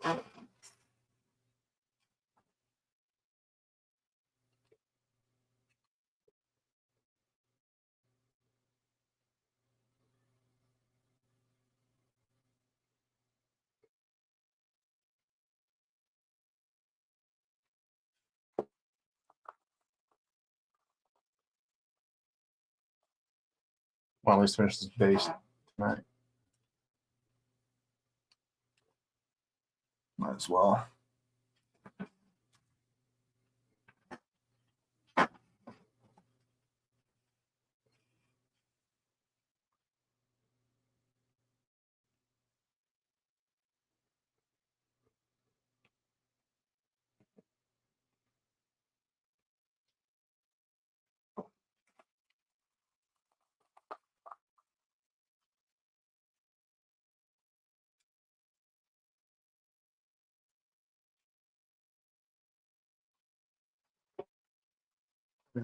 Just need a few more. Other side.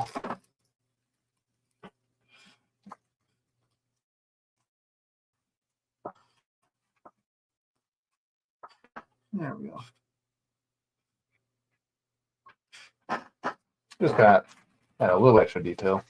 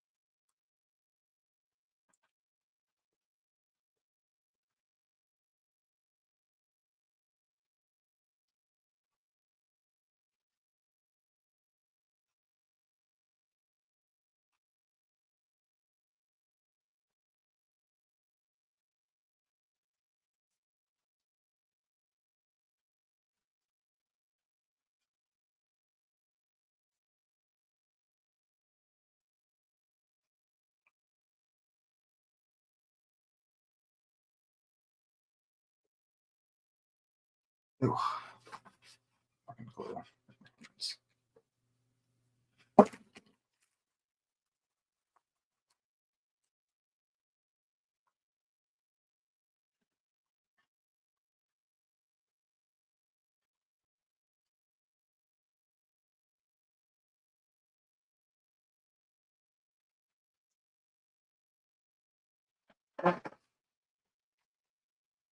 And there's our little bushes in the corner there, chilling. But yeah, that's pretty much it.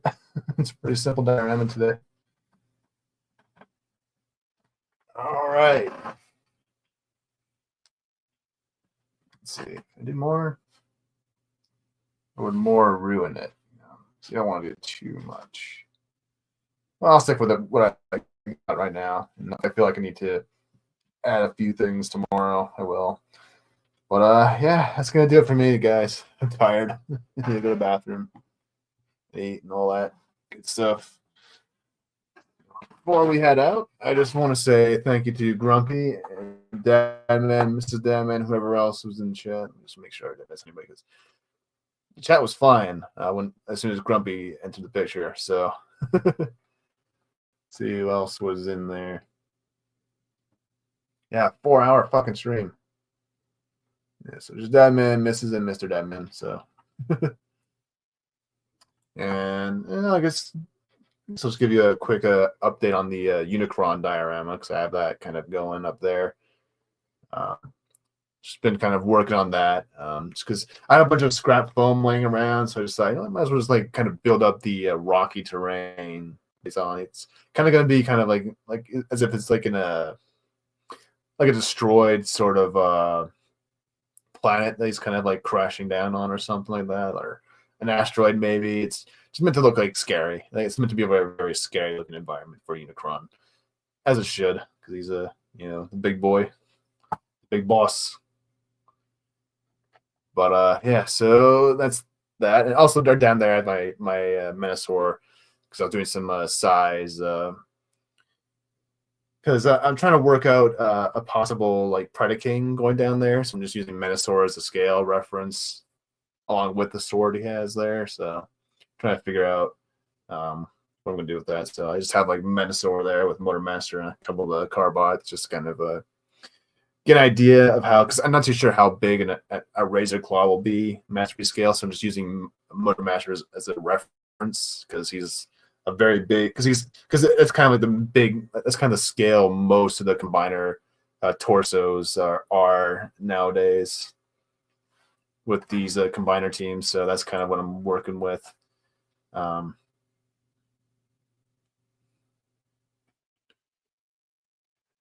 Yes, the space is gonna be actually, it's probably gonna be the easiest one to do, actually, that diorama. Just gonna need a lot of black and purple and red paints for like the sky, the space, and blue maybe. Yeah, just kind of like a rocky terrain. So it's gonna be pretty simple. It's probably gonna be a pain in the ass to paint though, because I already have a lot of stuff like glued in. So, but not everything glued in. Just have a few things that are glued in, like the different like little corners are kind of glued together, but not fully glued on, because I have to do some extra things before I can fully glue everything together. But yeah, so that's what I've got going on. And also kind of did a little bit of pre-planning for futures dioramas, like down there. You can kind of see the makings of the Protectobots with that little foam sheet there.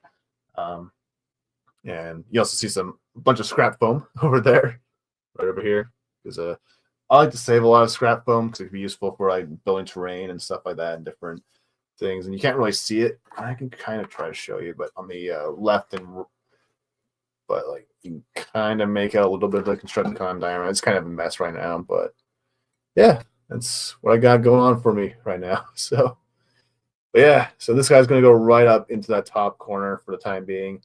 I'm going to let it dry overnight, and then tomorrow we will come back and we'll finish up the back and side walls. So we'll do some shadow work and do some foliage work, and maybe we'll add some extra foliage to the bottom layer, base layer. But yeah, aside from that, though, I think we're gonna call it a wrap right here. So I save all the scrap I got with my Gundam boxes. Yeah. I actually started getting rid of the two biggest bots I got are the Metal Chest Hasbro Devastator, and I think the MMC Predaking from 2012 or before. Yeah. I'm thinking about getting that oversized Mastermind Creations version of Predaking, because I might actually be a better fit for that spot, and it might. But I'm still just holding out hope. I'm holding out hope for a masterpiece scaled one, because it's like I don't want my Predaking to be significantly shorter than Devastator, even though they're not going to be on the same shelf. I still want it to be like the biggest combiner, out of all of them. Yeah, because I always kind of saw Predaking as being the biggest one, at least not by a whole lot, but just by a smidge bigger. I always kind of saw him as the biggest one. So yeah, I'm hoping that works out down there. Yeah, I save a lot, but yeah, but like when it comes to like toy boxes, I actually just started selling them, or not selling them. I started getting rid of them, honestly. I just because they just kept them.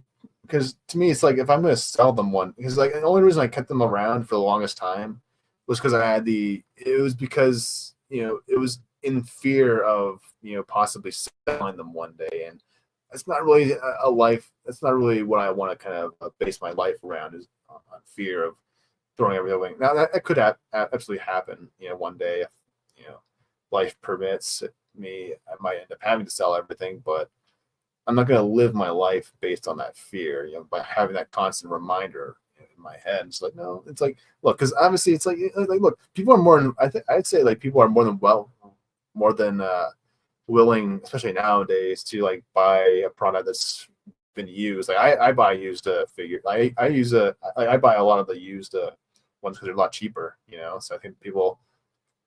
So I don't think it really matters that much. The box, you definitely get more out of the box if you have the box with it. But I don't know. I'm just rambling now. This is why I need. This is why I need to get my show running, my Transformers talk show going, because then I can have all the free reign to ramble as much as I want. But Predator King is a smidge bigger than Devastator. Yeah, I always think that Predator King should be the biggest, even not by like a significant amount, but just enough to kind of tell like this is the biggest guy. This guy is the one you don't mess with. But yeah, that's where he's gonna go. And I'm just using like I said, the Motor Master for size, because I have no idea how big a razor claw will be. So experience, how's it figured? I let my Jods tell them they need to go if I get to have kids. Yeah, that makes sense. That makes sense to have them in case, for selling them with your. Because if you do pass on one day, you want to make sure. Because for me, if my family was, to take over all this, I want them to sell it all, because they'd probably get more use out of it from, the financial gain from it. But yeah. But if I keep going here, I'm just gonna keep rambling. So I think I need to call it a wrap today. So yeah, we did a lot of good stuff today, though. We got almost the whole diorama finished tonight, so I'm pretty happy about that. So on that note, I think I'm gonna call it a wrap. Let's see, kind of change the layout of StreamYards a little bit, but yeah, I need to go to bed. I'm tired. Need to relax for a bit.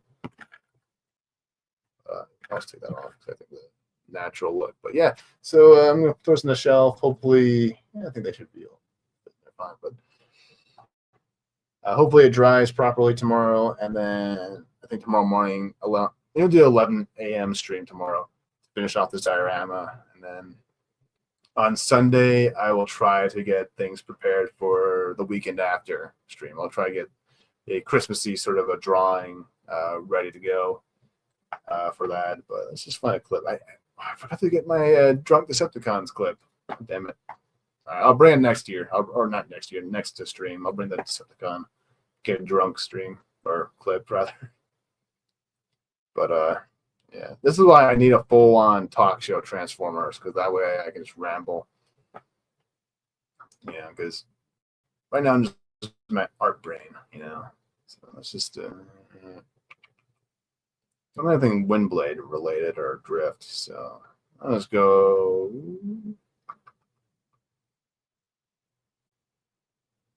Yeah, you know what?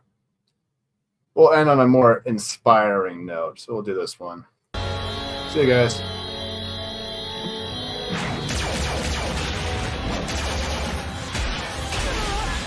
How nice of you to join our little reunion. Now, if you please, the Matrix.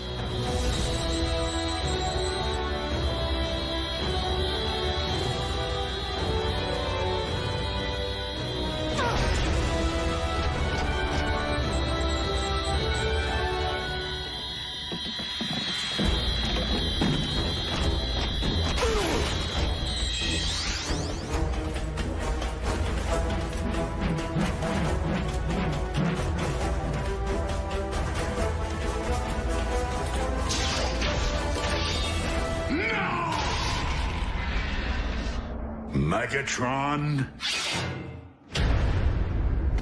be gone.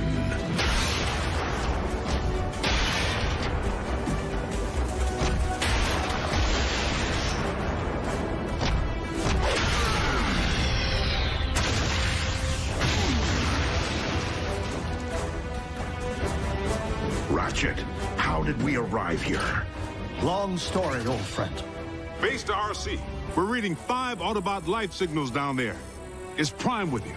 And Jack. Yes! Oh.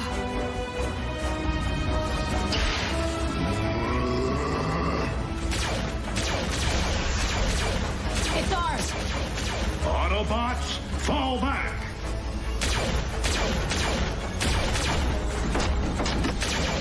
This time, he's coming with us.